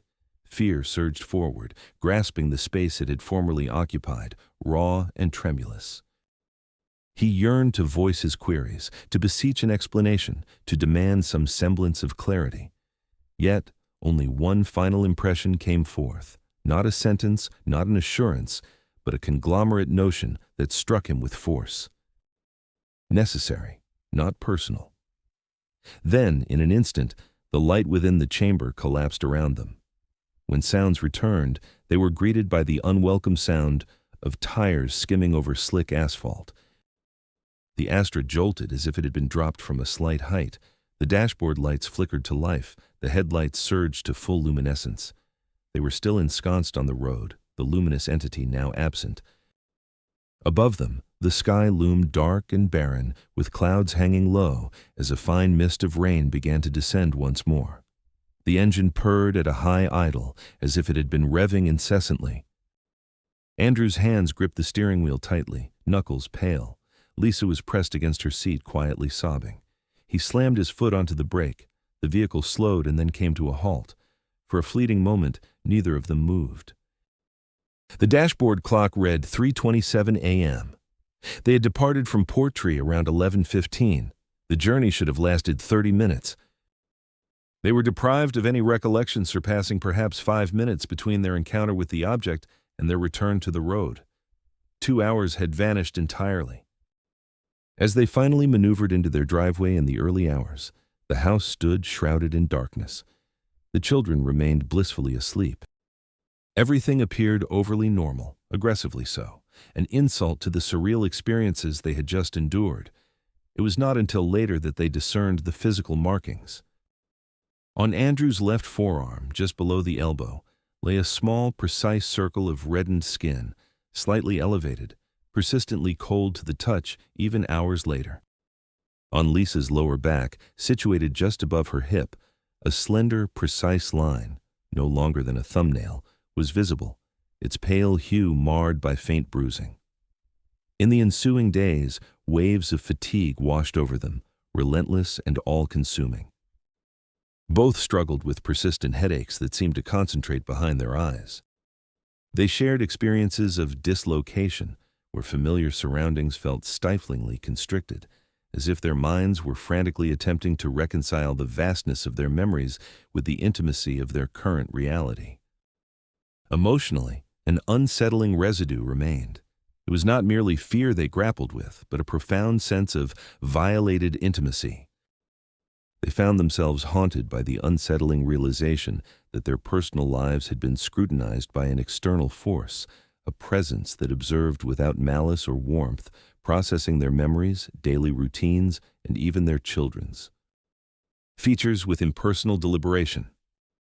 When, months later, they finally engaged in a conversation with a researcher, they conveyed that the most distressing aspect was not the craft that lingered in their minds, nor the chamber that held its secrets, nor even the perplexing void of missing time.